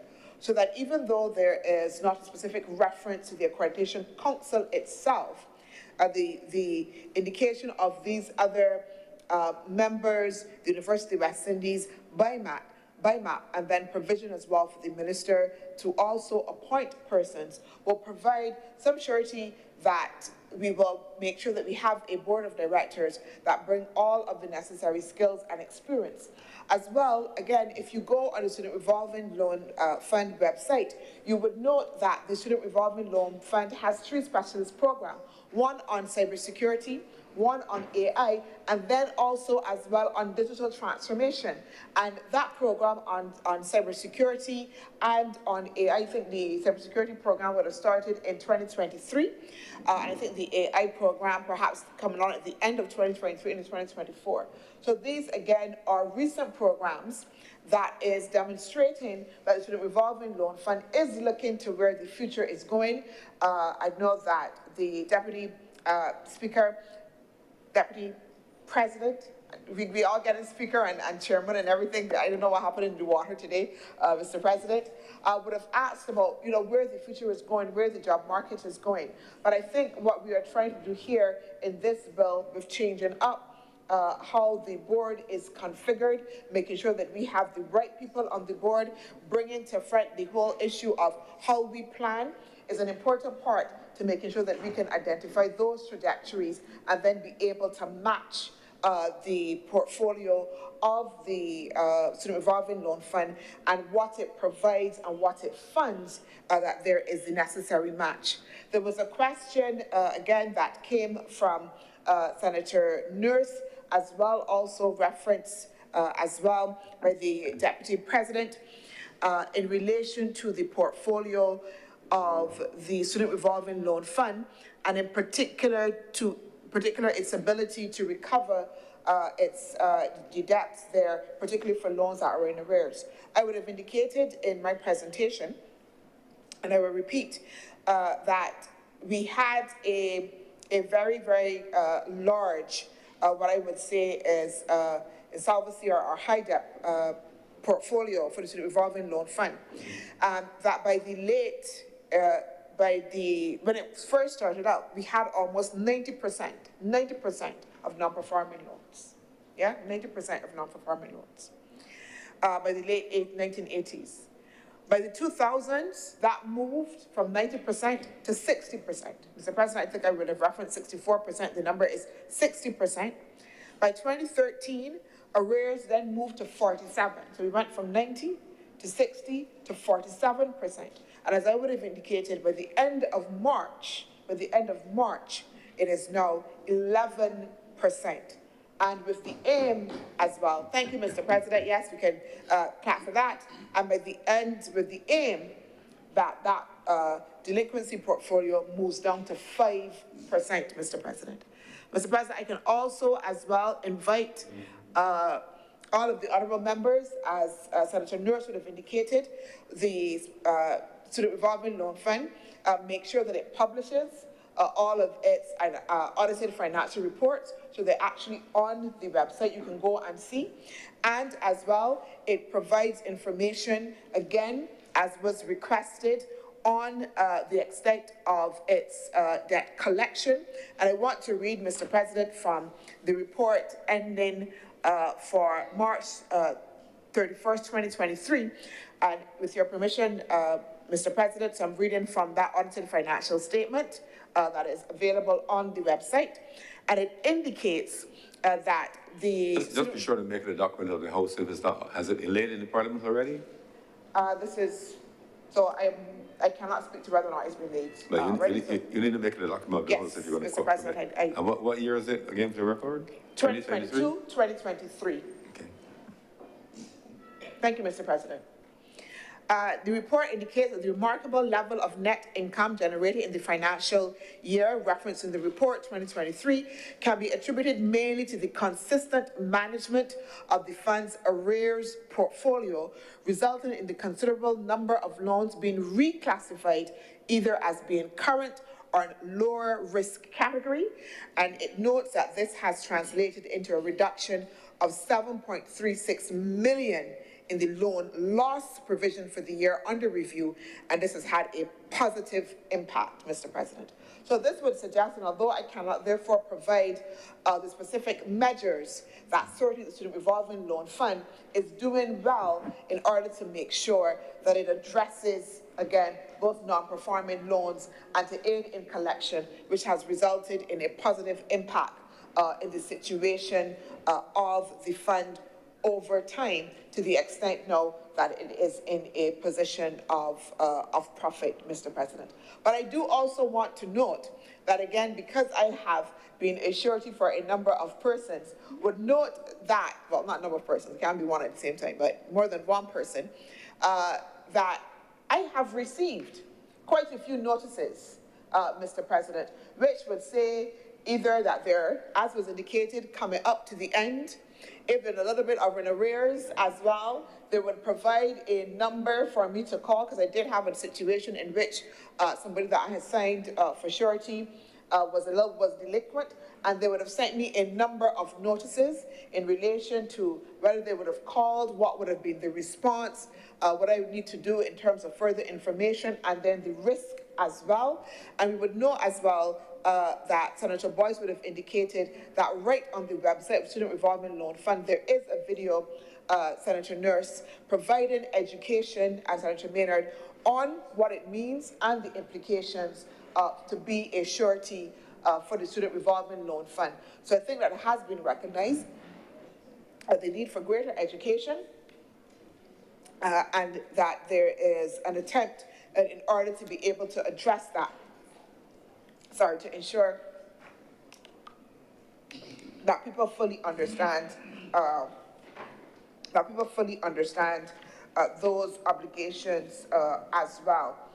I believe that, Deputy Madam President, you would have raised some overarching questions that I think are perhaps part of a larger national debate in terms of how we position education and our economy. I do note that the Ministry of Labour, Social Security and the Third Sector, I think it was in 2022, would have undertaken a labour market survey, looking again at the trends that were happening in the global market and where we are. Just as you were speaking, I would have gone onto the Ministry of Labour's website. I would have noted that you can find information on the graduates that are coming out from all of the tertiary institutions, from the college, SJPI, the subjects that they are undertaking, also as well with attempting to match, not globally, I don't think we've gotten there yet, at least based on the information that was available, but attempting to be able to make sure that we can actually map what our students are coming out, the qualifications that they have as well, what is happening, linking that with information from the National Insurance, again, to provide a holistic frame of what was happening within the job market locally. But I would agree then that we need to do more just to kind of move that. But like I said, I do know that there was a recent study that was done in order to try to attempt to be able to do that. And that is also part of the work that happens within the social partnership as well. But agreeing that we need to have a larger debate amongst these issues. Mr. President, I believe that I have attempted to, as much as possible, respond in a holistic way to what has been raised, and as well, of course, the call from the Leader of Government Business that people take advantage of the opportunities that are available. Mr. President, I do know that, and I agree, there are a number of opportunities. For some reason, again, because we have that narrow frame of education that stops, for the most part, at secondary level, many young people do not take up the opportunities that are afforded, and not just, Mr. President, to go and do the traditional education. There are a number of courses offered on Coursera, for instance, there, that allow people to take courses free, and accredited, again, by international universities, but also as well very practical courses as well that can allow you to immediately then fit into the current job market.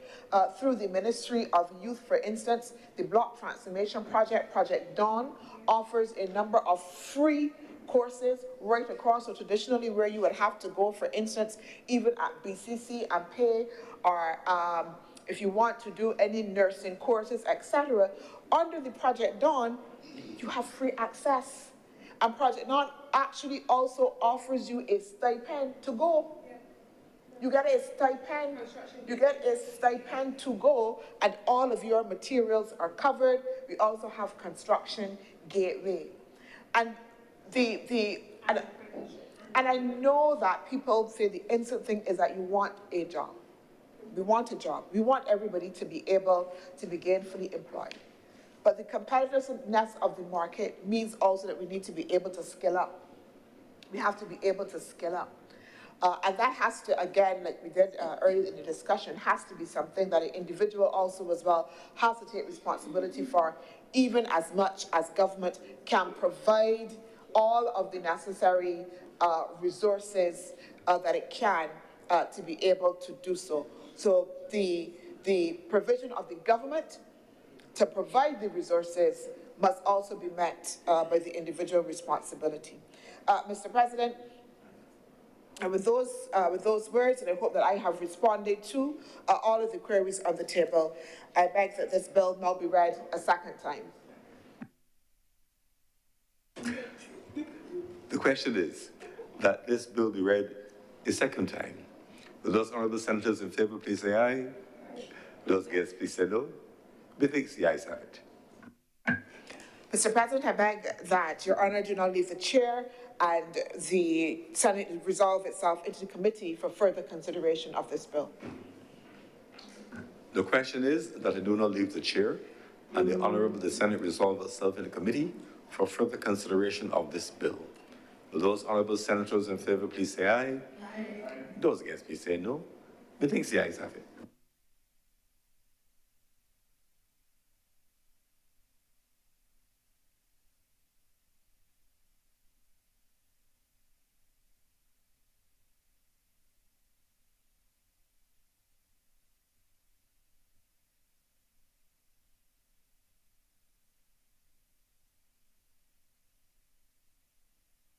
The Honourable the Senate is now in committee.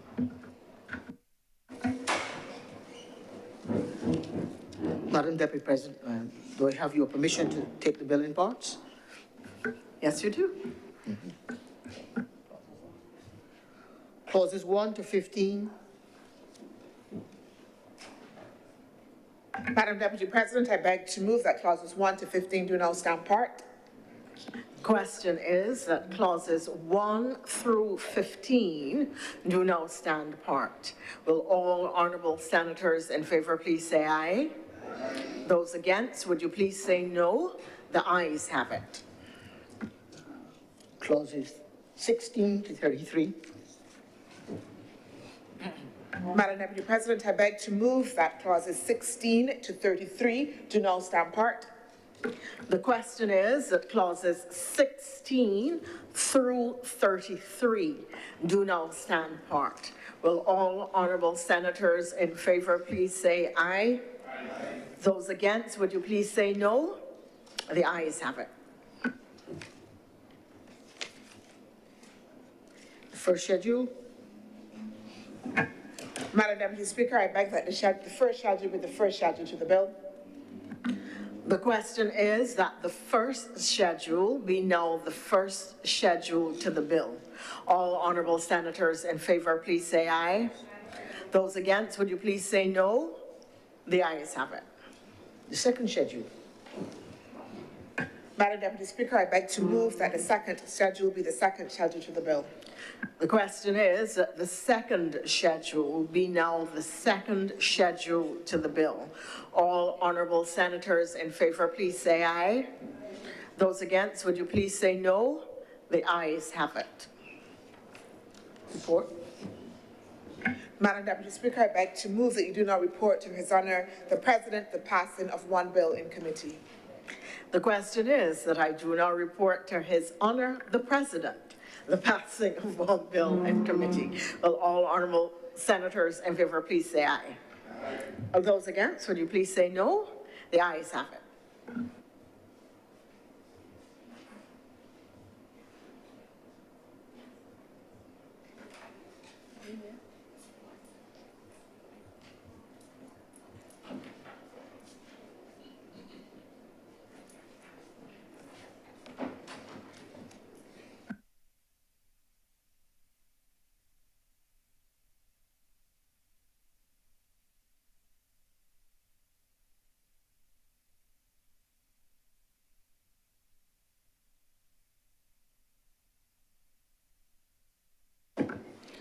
The chairman has reported the passing of one bill in committee.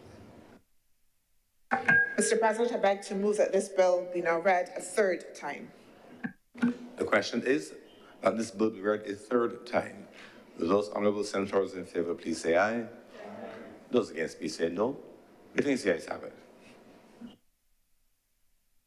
Mr. President, I beg to move that the Act be now cited as the Student Revolving Loan Fund Act 2025. Do not pass, sorry. That this bill be now passed and be cited as the Student Revolving Loan Fund Act 2025. The question is that this bill do not pass and be cited as the Student Revolving Loan Fund Act 2025. Will those honourable senators in favour please say aye? Aye. Those against please say no. Methinks the ayes have it. This bill is now passed and so cited.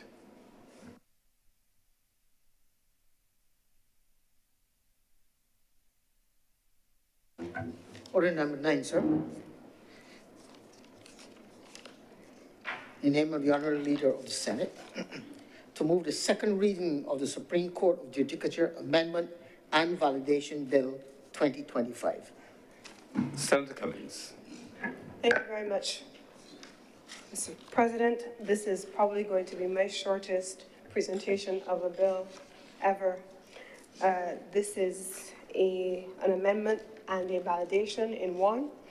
In the first instance, the bill before us attempts to create for the insertion of a new section 36A, which is what is in the document. This section specifically is meant to provide for the court to order a party to any proceedings to pay an interim payment to another party. Currently, in the existing legislation, there is no such power that exists, and so this section that has now been inserted, one, not only allows for the provision to be inserted, but it validates any previous orders that were made for interim payments in order to make those validation orders, to make those payments that were ordered valid. Thirdly, the bill also makes an amendment to the first schedule of the Act. So in the first instance, you have the insertion of a new section 36A, and then you have an amendment to the first schedule of the existing legislation, which now provides for hearings of proceedings connected to the Companies Act to be heard by the Commercial Division of the Supreme Court. So these are the three matters for the consideration of this honorable chamber. One, the insertion of new 36A to allow for the provision for interim orders to be made and paid to parties to a proceeding before the court. Two, to validate any such payments that have previously been ordered. And three, to allow for a schedule to be amended for the proceedings heard by the Commercial Division of the Supreme Court to be made applicable. And this is the matter before the Honorable Senate, and I beg to move that this bill now be read a second time. Thank you, Senator Cummings. Any speakers? Senator Kevin Boyce. Thank you, Mr. President.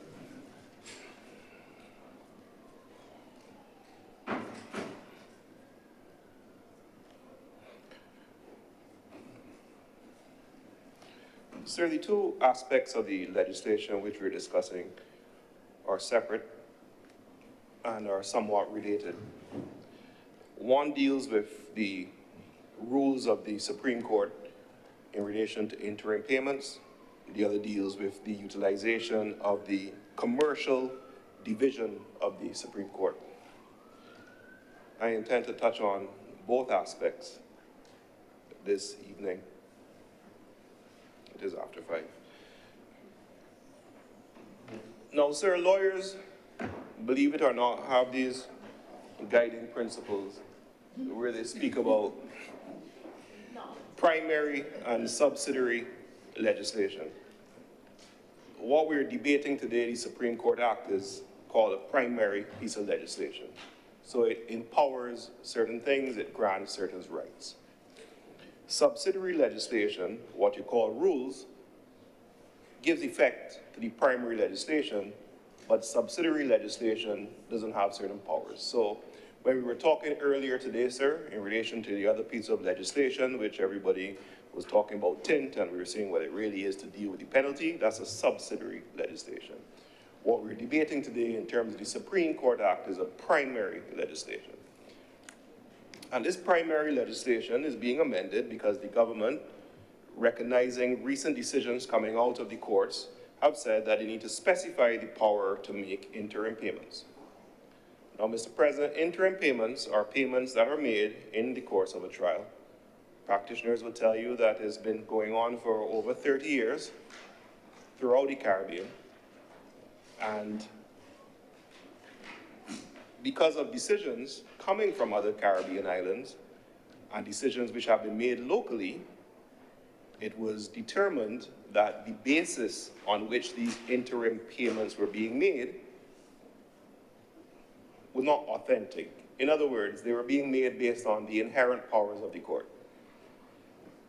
Now, the inherent powers of the court are the inherent powers of the judge to do certain things which descend from common law or based on your interpretation of the primary legislation. Remember the distinction I gave, sir, which is the Supreme Court of Judicature Act.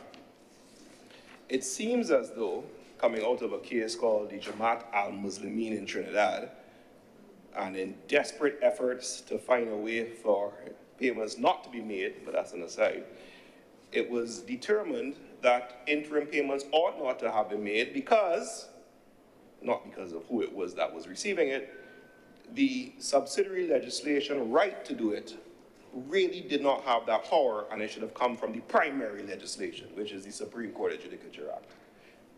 That issue was raised in the courts of Barbados, and long story short, a determination made that we need to amend our Supreme Court of Judicature Act to expressly give the right to make interim payments. I believe that's the nicest, shortest way to describe what we're dealing with. There have, however, been a number of interim payments that have been awarded by the courts previously. for matters dealing with personal injury being the most common cause, in that while matters meander through our system, and you would have heard in previous presentations by a number of speakers in here how long that takes, the interim payment remedy was seen as an opportunity to get some funding for the victim before the case comes to a conclusion. Now, I must say, sir, that I do not practice personal injury law, so if I need to be corrected, I'm sure I will be.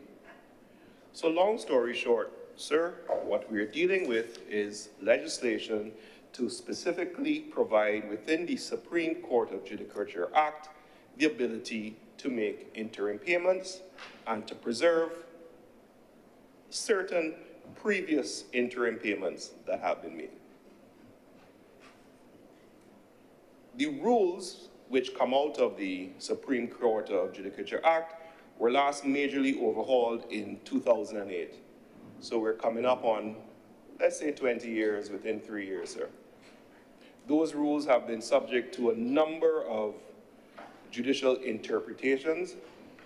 They have been what we call lucanas, I hope I pronounced that correctly, areas which need to be clarified within them, and they are constantly being interpreted, reinterpreted, and considered by judges. But then again, sir, if it was obvious and simple, certain persons in here would not have a job. The rules themselves, however, govern the actions before the court, and litigators are always urged to stay on top of them, and if they don't, they suffer the natural consequences.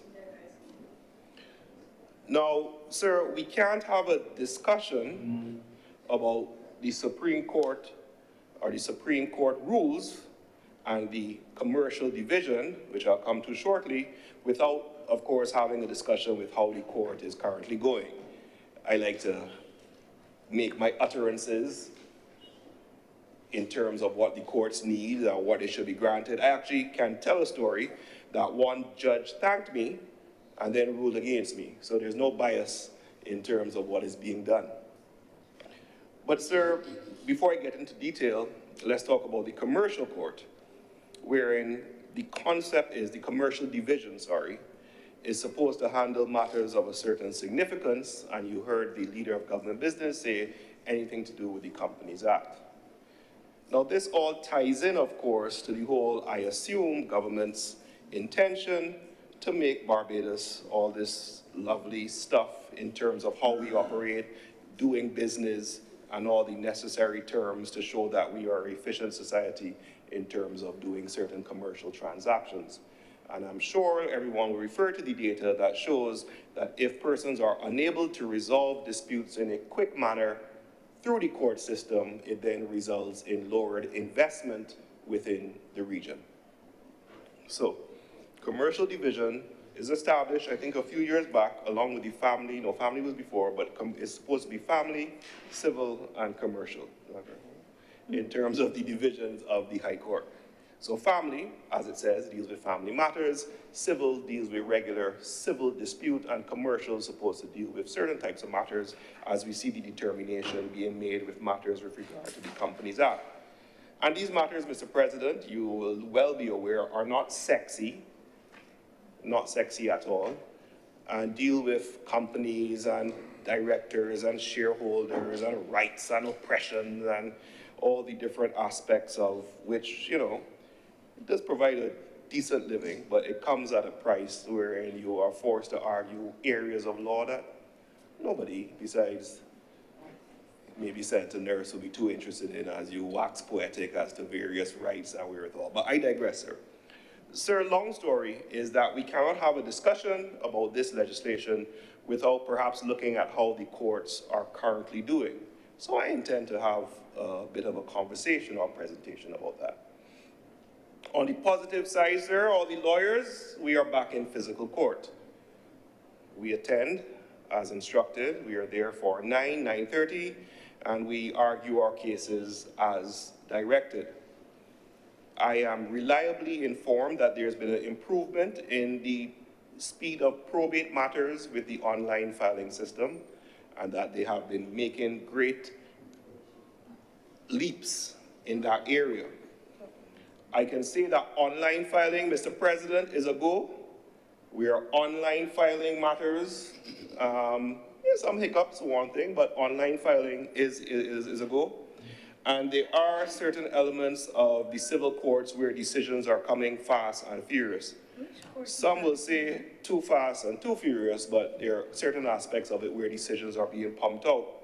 And there has been some improvement in parking, sir. Now, I don't know if you recall, Mr. President, but there was a time where lawyers were actually, I wouldn't say protesting, but drawing the media's attention of the inability to get parking within the judicial complex. Now, on the negative side of this scale, sir, we are dealing with a situation where, as of today, the scanner is not working when you enter into the building. Now, this is obviously a security concern, and the officers there do their jobs checking the bags manually, but that cannot be the best that we could do in a situation where we have judges sitting, I guess I can call them criminals or accused persons attending matters. You have jurors, you have lawyers, you have a variety of persons, and the actual scanning system in which the bags pass through is not working. To me, that's a security risk, but I'm sure whatever, hopefully that will be expedited and resolved. I said we were back in physical court as a positive, but it's also a negative.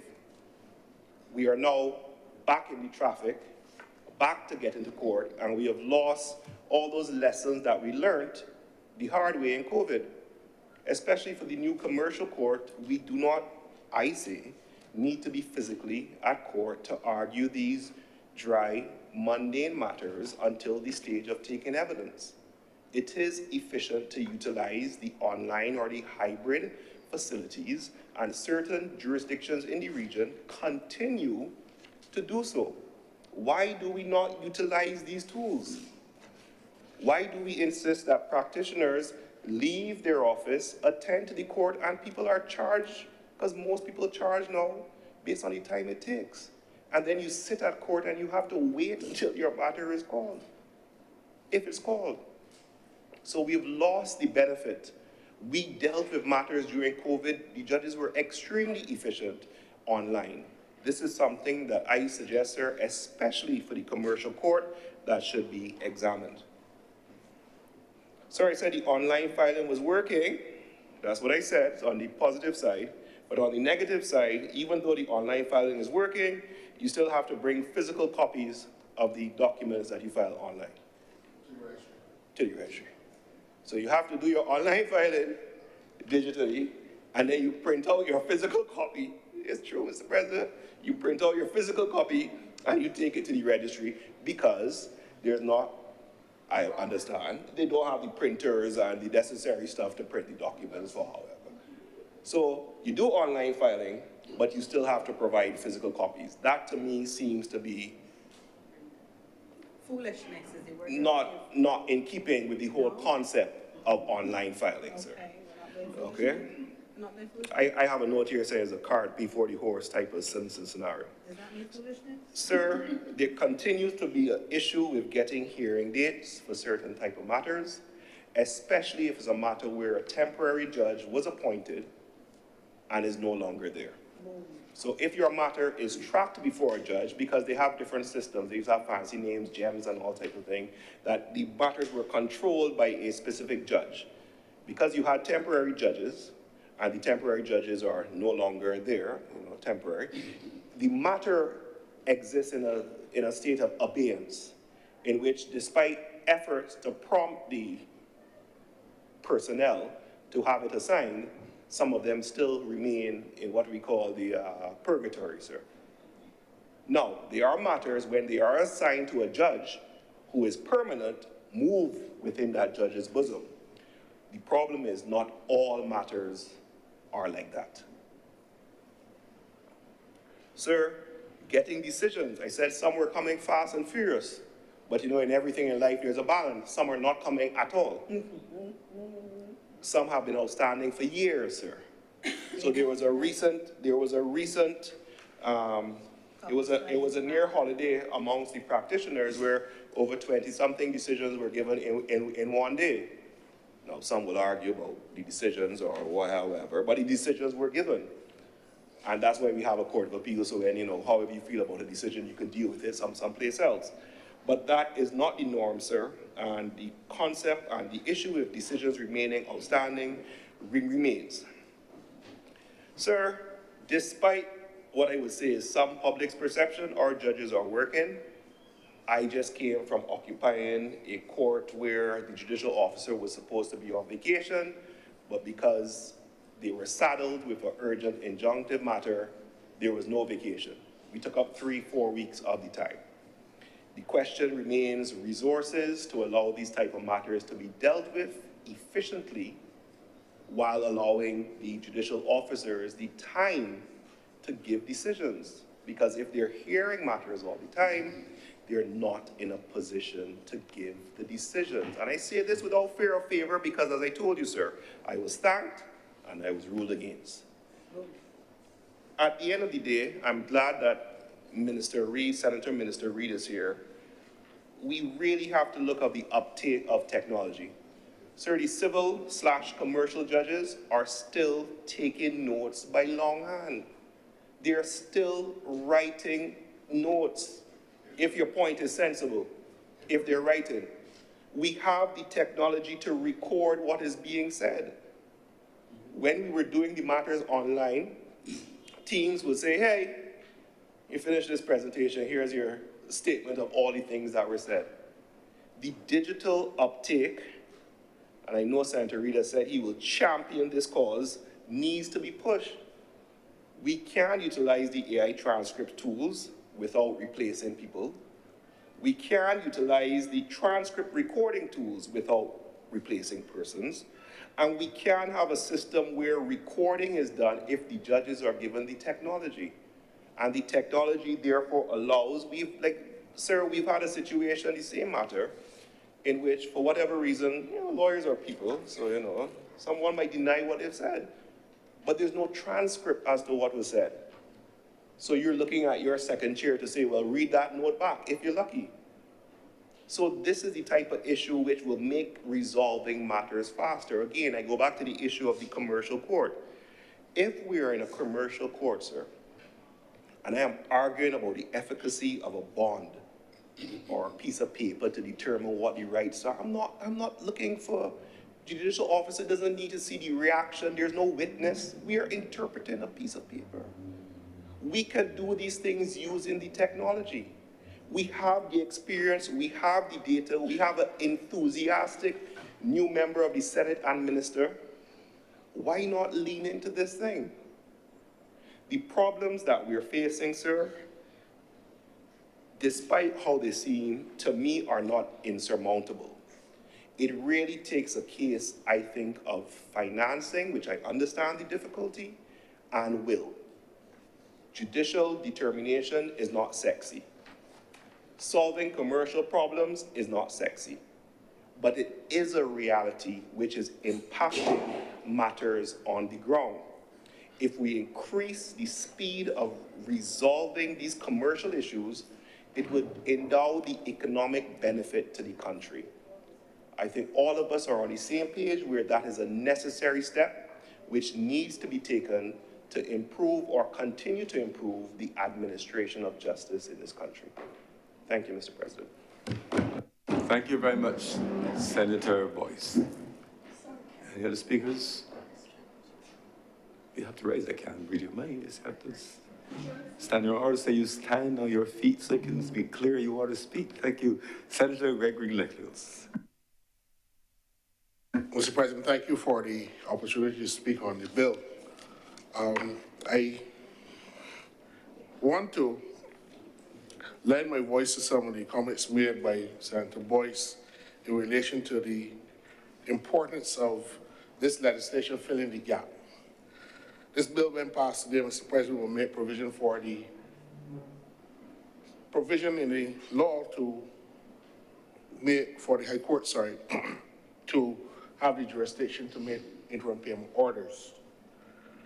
Importantly, it would validate a number of orders made by the courts before.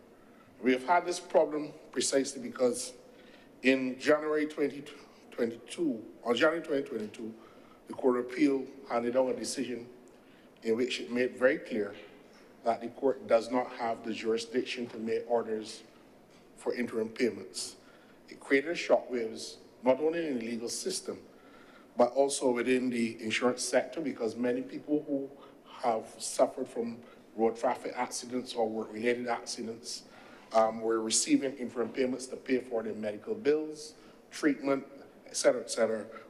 We're getting this support from insurance companies, and all of a sudden this stopped overnight because the court ruled that when we look at the law of Barbados, there is nothing that authorizes the court to make an interim payment. And the members of the public might question why this is so, but the truth is that the interim payment basically means that the court is giving you some money on account of the damages that you are likely to get at the end of the matter before the matter concludes. So that is why it is an interim payment. So in January, the Court of Appeal made a decision that the High Court doesn't have jurisdiction. And by May 9th, 2025, the bill was laid in this Parliament. And to respond to that lacuna in the law, the gap between where the law is and what the practice among the judges and lawyers has been for many years. And I think Senator Boyce said 30 years, but I'm sure the ability of the court to grant interim payments goes back longer than 30 years, perhaps even 50 or 60 years. It has been a feature of justice in which the courts look at the matter before it, and judges have routinely granted interim payments. And it is not any matter that can get an interim payment, because in almost in all of the cases, judges would only grant an interim payment where liability between the claimant and the defendant is not in dispute. So where there is a dispute between who caused the accident, whether it's at work or whether it's on the roads, you're not likely to get an interim payment because the court is unable at an early stage of the matter to determine where the matter will go.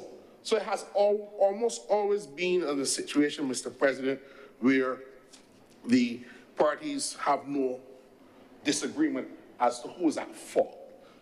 So the defendant knows that in the end, I am likely to have to pay these damages, and it would be better if I pay early because interest attracts to the awards of damages from the date of the filing of the claim in any event, so you pay up front. Now, the purpose of it is to make sure, as I said, the injured party or the claimant does not stay out of their money for too long. And we understand that the interim payments, as said by Senator Boyce, has been an important weapon in the armory of the courts to do justice at an early stage of the matter. And people lose their earnings, people have to expend money and meet future expenses. We all as lawyers experience a situation where medical bills mount up, and this is the only way that they can get the medical treatment that is necessary to put them in a better place. Sir, it is important to understand why government is coming with this amendment and validation. The Court of Appeal accepted the argument that the High Court had no jurisdiction to grant or make orders of interim payments, even though the courts for many decades have done so. And principally, the court is basically saying that the defendant can only be ordered to pay after the full matter has been adjudicated. Now, some practitioners, some lawyers have argued that this is a troublesome ruling by the Court of Appeal because presently, if you go to the Supreme Court of Judicature Act, Section 82 says that the Rules Committee can make rules that make provision for an interim payment, so that there is a mention of an interim payment in the law. It says that the Rules Committee can make rules to provide for interim payments. And certainly the CPR, the Civil Procedure Rules, is an example of such a rule making provision for interim payments.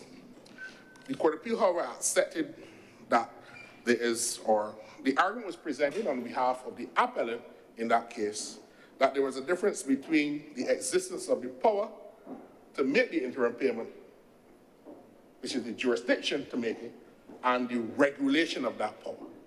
So that is the argument accepted by our Court of Appeals. Some would say that is a distinction without a difference.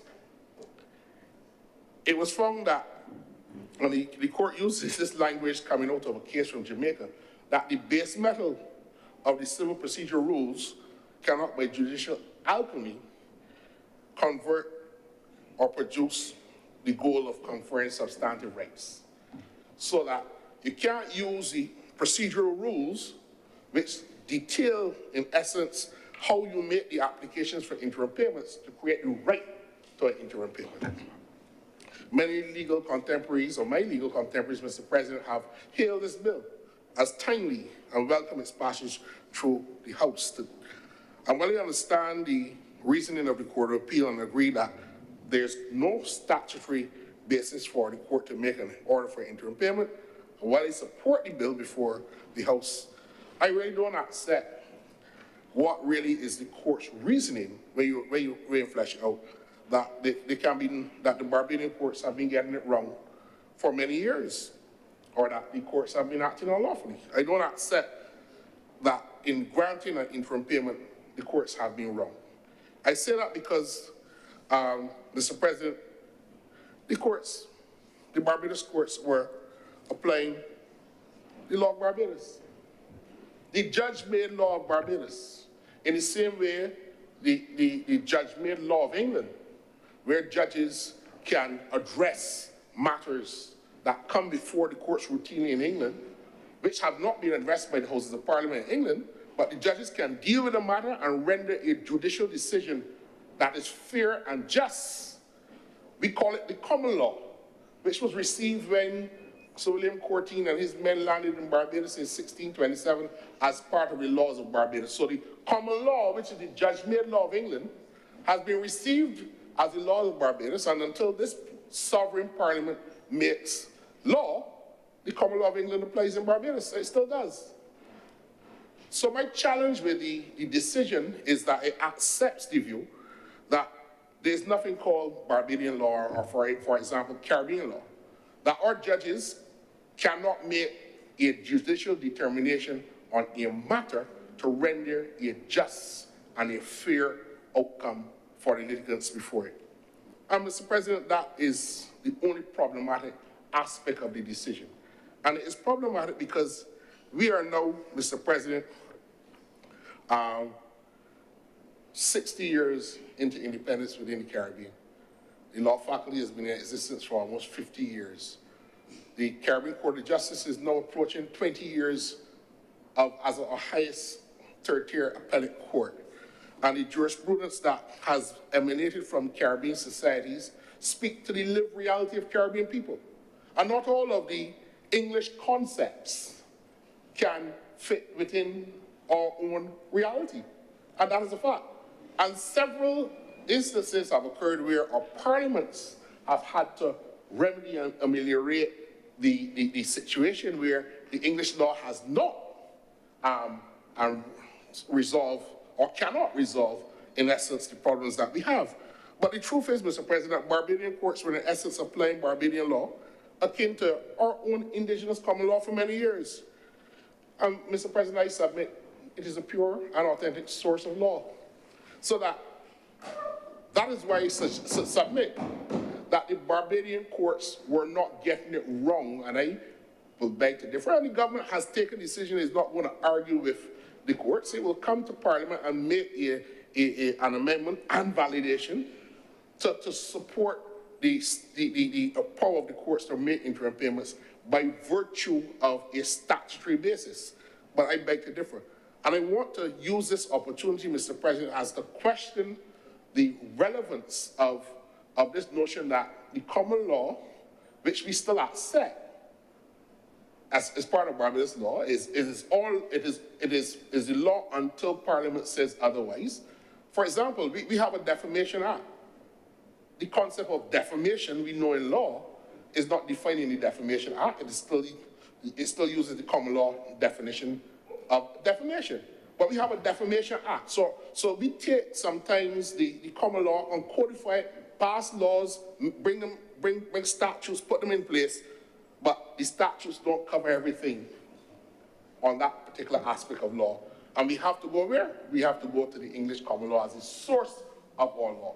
And that, Mr. President, is problematic in that the reality, the lived reality of Caribbean people, the lived reality of Barbadians here cannot matter into the factoring in of what is essentially a basis to deal with a legal problem. So I submit, Mr. President, that Barbados law is good law. And what the Barbadian judges have been doing, I cannot find a decision in which a judge has given an order for interim payment where the claimant got an interim payment, and after the matter, the claimant lost the case and then has now to find the money to pay back the defendant. You don't find that because the judges have developed rules. The judges have developed a principle basis on which that order can be made. And that has been the case for 40-something years. So I don't accept that the Barbadian judges have got it wrong. Judge-made law does not only mean the law that comes from England. And there are some who believe that the Caribbean law or Barbados law is not a term, or sorry, is a term without meaningful context at a conceptual level. There's a view that outside of the English common law, there can be no judge-made law in the Caribbean. Our judges cannot rule unless the English common law or the English Parliament has addressed the matter. This is not so in other sectors of our society. But there's a line between the law and society, in spite of, as I said, independence, the existence of a law faculty. And in my consideration of this matter, Mr. President, I reread an article written by Dr. Leighton Jackson, former dean of the law faculty, for we law. And he questioned what has so stultified the movement for the emergence of laws, judicial decision-making, and institutional framework for the law, which reflects and responds readily and meaningfully to the realities of the Caribbean societies. He asked that question, Mr. President. He cites a lack of commitment to the kinds of discourse, like here, and the argumentation in the courts to justify the meaning of our legal rules based on our own existential reality. And that is important. It may seem dry and mundane to people, but think about it. The English common law cannot deal with the concept of a common law spouse. The English common law cannot deal with the concept of a chattel house. Chattel is any property that is not land. And it is not affixed to the land with any degree of annexation. So it is a chattel, it can be moved. So the landowner is not affected by the rights of the chattel house owner. That's the English law. But the reality in the Caribbean is that most people put on the toilet and bath at the back of the house in concrete and stone, or the ground sill is turned into a stone foundation at some stage in people's development, and therefore the wood house on top is still not affixed to the land with a degree of annexation. So that is why you see across the landscape wooden wall foundations without any house on top. But this is because our legal system has failed to appreciate the realities of Caribbean society. And I could move on to other examples. For example, Mr. President, the indigenous land rights in certain communities where they have the indigenous communities still living in the Caribbean, RIGHTS and the RITES don't necessarily collide with the concept of English law, because a Mayan cannot go in bellies and say that my ancestors were practicing sacramental rites on the 30,000 square mile area contiguous with Plot A and Plot B, because that doesn't exist within the concept of their cultural history. But when they come to the court cannot deal with it, and you find the CCJ is having the case managed and appeal at that level because the concept of rights and rights, the two different concepts, can collide. And how are we as a Caribbean people still trying to use English law? So I say all of that against the backdrop that we have to be committed to a discourse and argumentation of our law. We accept, and the government accepts, the ruling of the court, and this is a perfect example of the rule of law in motion, that the courts will rule and the government accepts the ruling, and this is why we're putting it on a firm foundation. But I don't want young students or young lawyers to think that we are ever powerless to create legal solutions to our own lived realities, and that we must only accept the lived reality. And why that is dangerous, because we don't have this particular problem in Barbados, but there's a recent decision out of St. Lucia, where they have left in their law a provision that says that the law as developed by the Parliament of England in relation to certain things is the law of St. Lucia. And during the current civil case, the English Parliament changed the law, and that automatically became the law of St. Lucia. And there's a well-known defamation case between the current Deputy Prime Minister and the Leader of the Opposition, Hiller versus Chastanet. And if you read it, it is troubling to the extent that we have a sovereign Caribbean country to this day that still subjugates itself to the actual dictates of the present British Parliament as being able to create its own law in this time. Huh? That is a... No. So I want us to use these moments to reflect on the fact that we are people too. We have our own reality. And while the government is able to respond, we will not always be able to respond to situations where the courts are stuck with these lacunas and these challenges. Mr. President, if it is any time remaining, I will want to lend my voice to those calls for greater judicial accountability in the delivery of justice. Recently, the courts have had to award litigants hundreds of thousands of dollars in damages in relation to the failure of courts to deliver decisions in a timely manner. And it really is a block on the system of justice in Barbados, and we really ought to do better.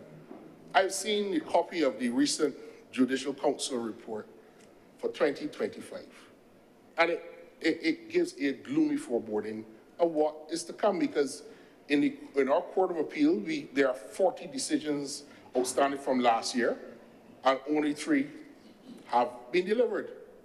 And that, again, is a troubling situation.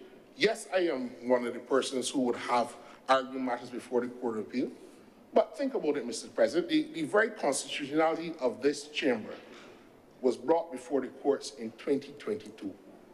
And since 2022, there is a Court of Appeal decision outstanding in that matter. And there are other matters that are still outstanding of equal nature. And if the Court of Appeal is as it is, what is it to say to the lower courts?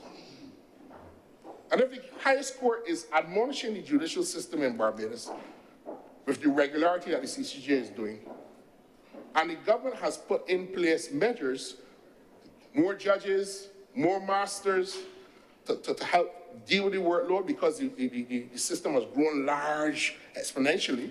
So the workload of judges has been tremendous, and acting judges to make sure that it can lighten the burden.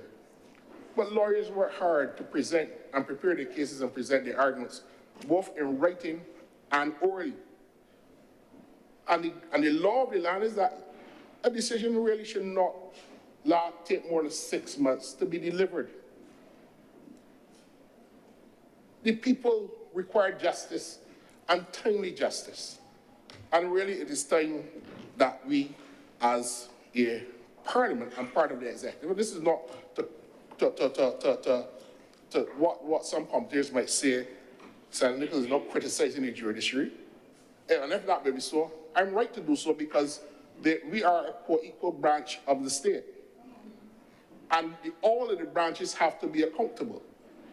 And the Judicial Council is the mechanism which looks at the judiciary.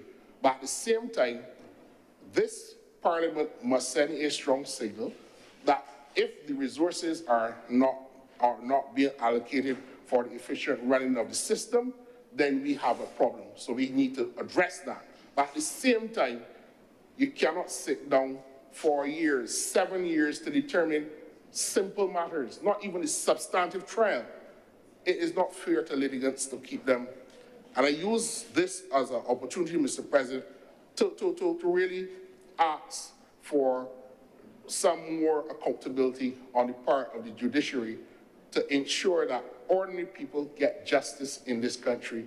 It cannot be a situation. Mr. President, I can tell you there are decisions outstanding from 2008 in cases I've argued in 2008 that have not yet been delivered.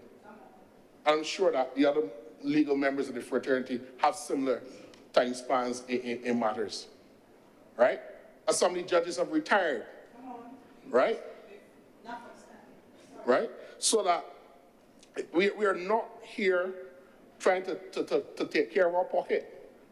The truth is that we work for ordinary people in this country every day, right? No, but and who come to us, and it may seem simple, but it is the most complex, the most troubling matter in their lives. And if they come and ask you to deal with a matter, you deal with it, the least they expect is that the courts will tell them that they're right or they're wrong at some stage. So I cannot, Mr. President, let the opportunity go by in this debate not to call for greater accountability in relation to. As a practitioner, Mr. President, I can tell you, I will continue to make sure that we advocate for the rights of the people within the system of justice to ensure that it continues to flow evenly and fairly so that all can have their day in court. This amendment, Mr. President, is timely. It is timely because it amends the law to make statutory provision for interim payments, puts it on a firm statutory grounding. It fills the void created by the decision of the Court of Appeal, but it also reignites the call for the discourse and argumentation for we law. I'm obliged to you, Mr. President. Thank you very much, Senator Nichols. Senator Monique Tate. Thank you, Mr. President, for allowing me to speak. Mr. President, I believe that what I'm about to do is going to be historic because I don't think I've ever done it in all the time that I've been in this Senate. And I'm, like Senator Cummings said earlier, there are a few of us that were here from the beginning. We have an amendment before us that was laid, or it was read for the first time on the 4th of June, 2025. According to our order paper, it was published in the Official Gazette on the 19th of May, 2025. This amendment, as I understand it, arises from a case that started, it had a suit number of 2023, suit number being the number of the case. It started on the 12th of June, 2024, according to the written decision of the Court of Appeal of Barbados. And it was decided in January 22nd, sir, 2025. We here in June. That doesn't happen, Mr. President. So I, Monique C. Tate, hereby commend the Attorney General and his people for getting this amendment to Parliament in a short space of time. It's incredible.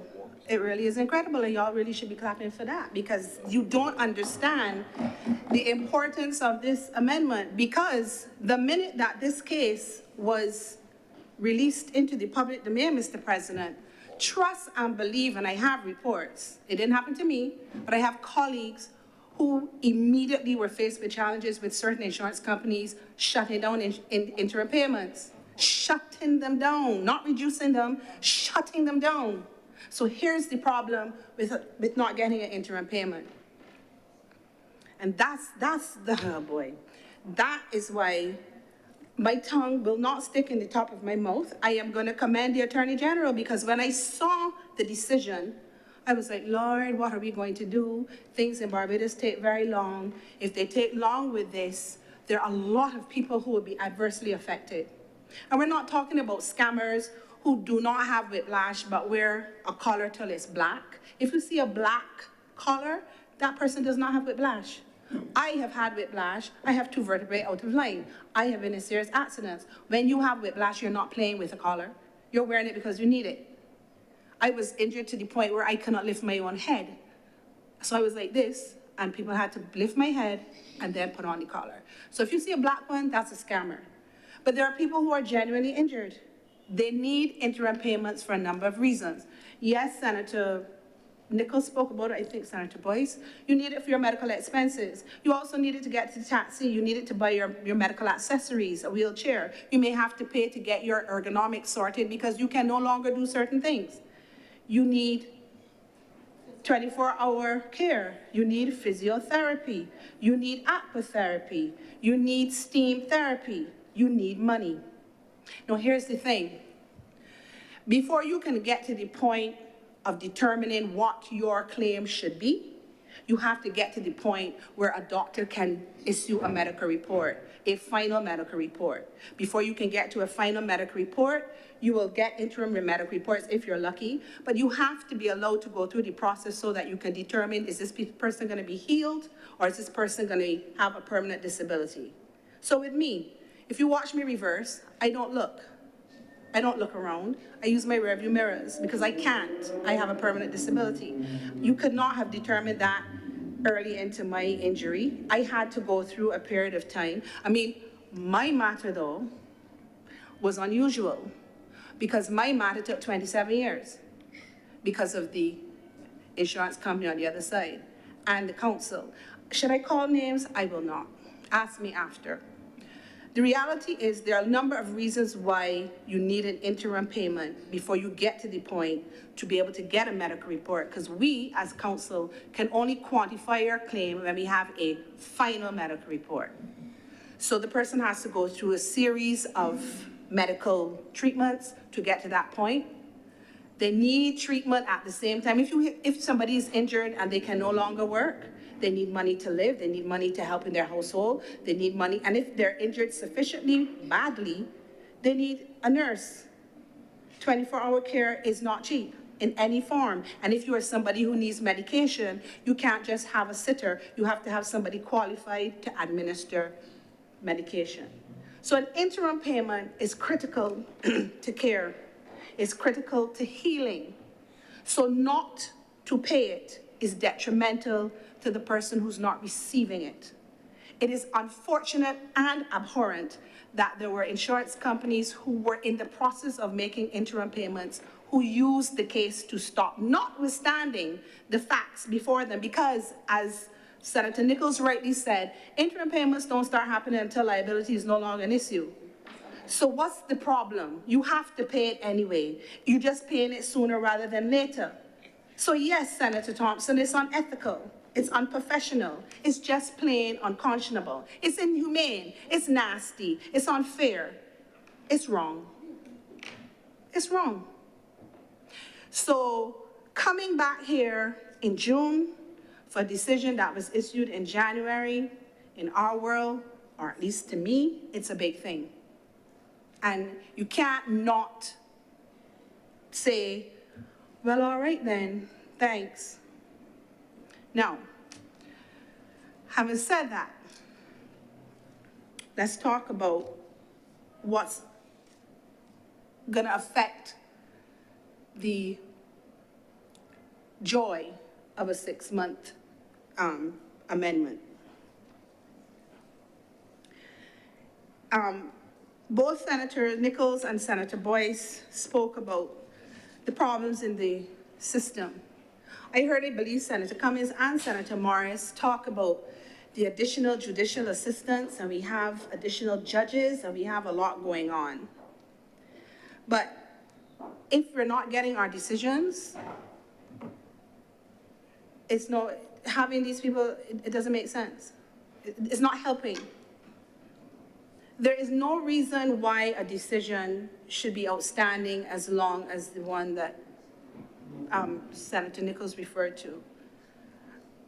I have a brother who's an attorney who is waiting on a decision from a particular judge who has since retired. His applicants are in the late 90s. You understand where we're at? Or you might have a case where the witness is elderly, or even not elderly. If you're going through menopause, you're not going to remember what happened 15 minutes ago, far less 2 years ago. It's affecting justice when these things happen. It's taken too long. But I'm not gonna sit here and point my finger at any judge. The judges are doing what they can, but the reality is, I've said it in here before, I will say it again. You cannot want a judge to give a decision in 6 months if they're doing 10 and 15 cases a day. It's not gonna happen. They still have to have time to do the decisions. And if you're giving them judicial assistants who are not qualified to help them adequately, you're just spinning it out in mud because they still have to do the research. If you don't have enough judicial assistants where you have judges sharing a judicial assistant, the junior judge is going to suffer, not because the senior judge is mean, but because the senior judge gets to use the assistant over and above the junior judge unless he gives way or she gives way. The reality is that there needs to be, let me say it this way. If I was a judge, I do not want somebody straight out of law school. And no other reason than they don't have enough knowledge, experience, expertise, ability to assist me fully. They can come along for the ride, but they can't be my key person. I'm gonna end up doing the work. If I have to do my research, I cannot do the decision. If I have to do a decision, I can't hear matters Monday to Friday. We cannot keep doing this. And then what happens is the clients blame the lawyers. And it doesn't matter how much we say, but we're waiting on a decision, we're waiting on the judge, we're waiting on the court. The pieces need to come together to make it make sense. You cannot have unqualified people working in a space where you need the best of the best. I believe that some kind of analysis needs to be done as to how the money is to be allocated and spent so that you have something that makes sense. I'm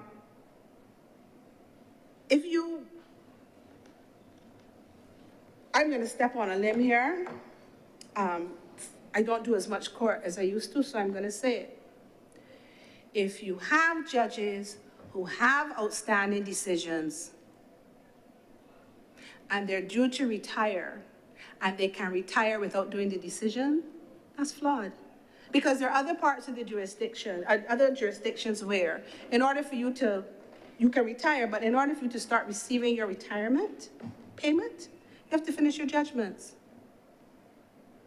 Because in some cases, if you do not finish your judgment, the case got to start over.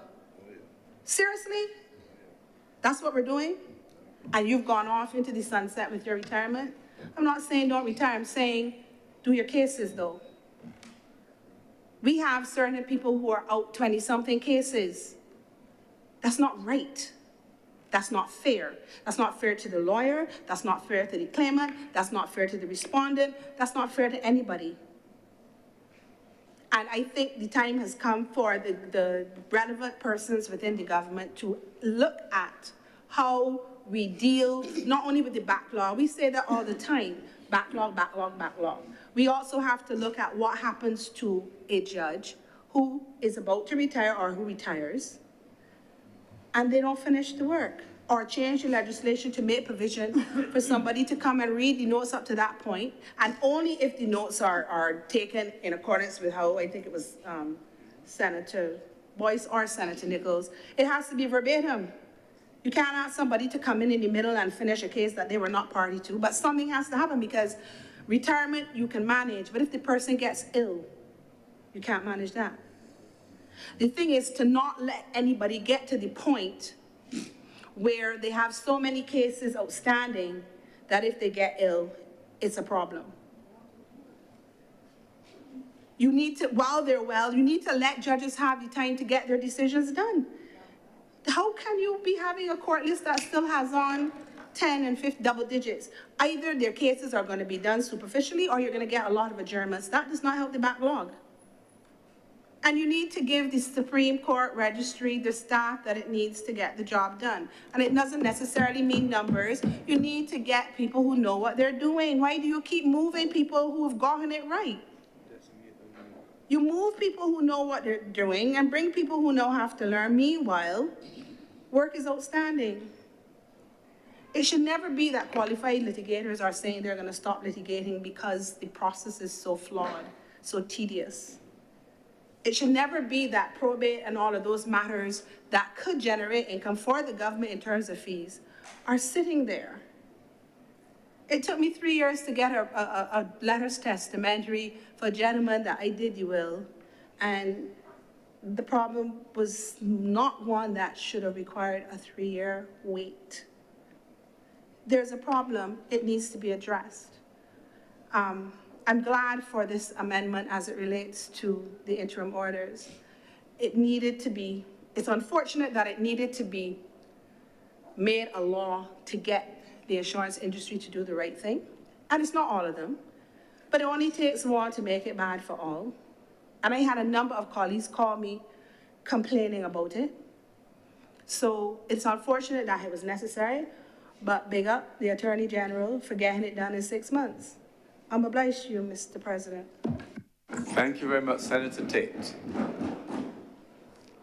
If there are no more speakers, please wrap up. Thank you very much, Mr. President. I want to thank the honourable senators who have spoken, Senator Kevin Boyce and Senator Gregory Nichols were in fine teaching form today, and I believe that the Senate and those who are listening to them benefited from measured, tempered, comprehensive, easy to understand presentations on how this legislation that is before this honourable chamber today collides, and I use Senator Nichols' word, collides with the existing legislation. We saw what I can at best describe as really a genuine legal masterclass from these two gentlemen in their presentations, and I want to commend them for their submissions to this honourable chamber.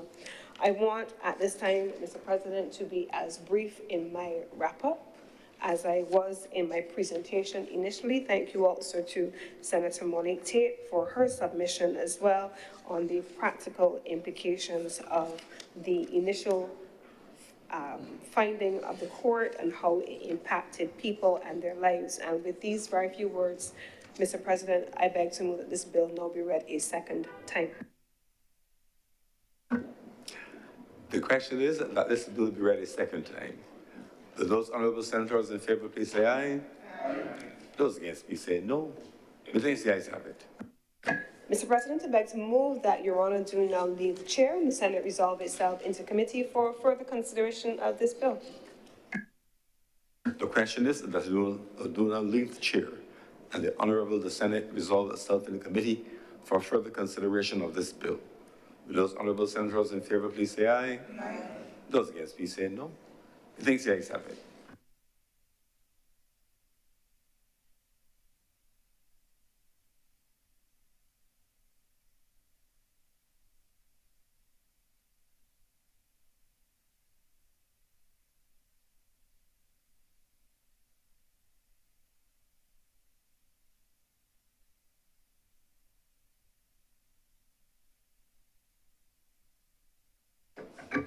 The Honourable, the Senate is now in committee. Clause 1. Madam Chair, I beg to move that Clause 1 do now stand part. The question is that Clause 1 do now stand part. Will all honourable senators in favour please say aye? Aye. Those against, would you please say no? The ayes have it. Madam Chair, I beg to move that Clause 2 do now stand part. The question is that Clause 2 do now stand part. Will all honourable senators in favour please say aye? Aye. Those against, would you please say no? The ayes have it. Clause 3. Madam Chair, I beg to move that Clause 3 do now stand part. The question is that Clause 3 do now stand part. Will all honourable senators in favour please say aye? Aye. Those against, would you please say no? The ayes have it. Clause 4. Madam Chair, I beg to move that Clause 4 do now stand part. The question is that clause 4 do now stand part. Will all honourable senators in favour please say aye? Aye. Those against, would you please say no? The ayes have it. Clause 5. Madam Chair, I beg to move that clause 5 do now stand part. The question is that clause 5 do now stand part. Will all honourable senators in favour please say aye? Aye. Those against, would you please say no? The ayes have it.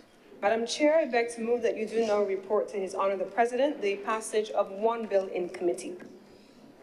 The question is that I do now report to His Honour the President the passing of one bill in committee. Will all honourable senators in favour please say aye? Aye. Those against, would you please say no? The ayes have it.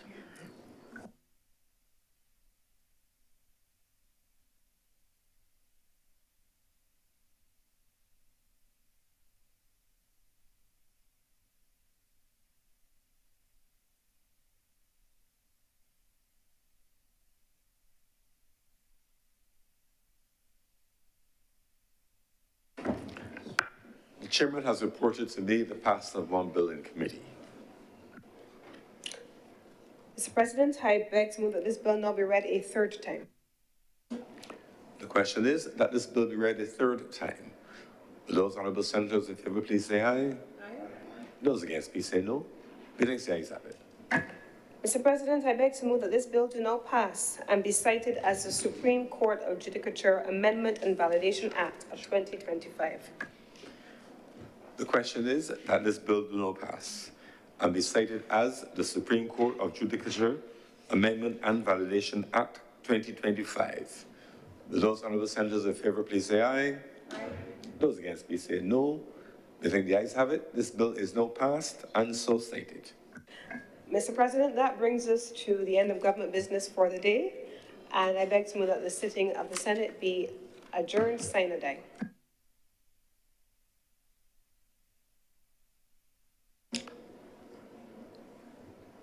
The question is that this sitting of the Honourable Senate be adjourned sine die. Will those honourable senators in favour please say aye? Aye. Those against please say no. We think the ayes have it. This sitting is accordingly adjourned sine die.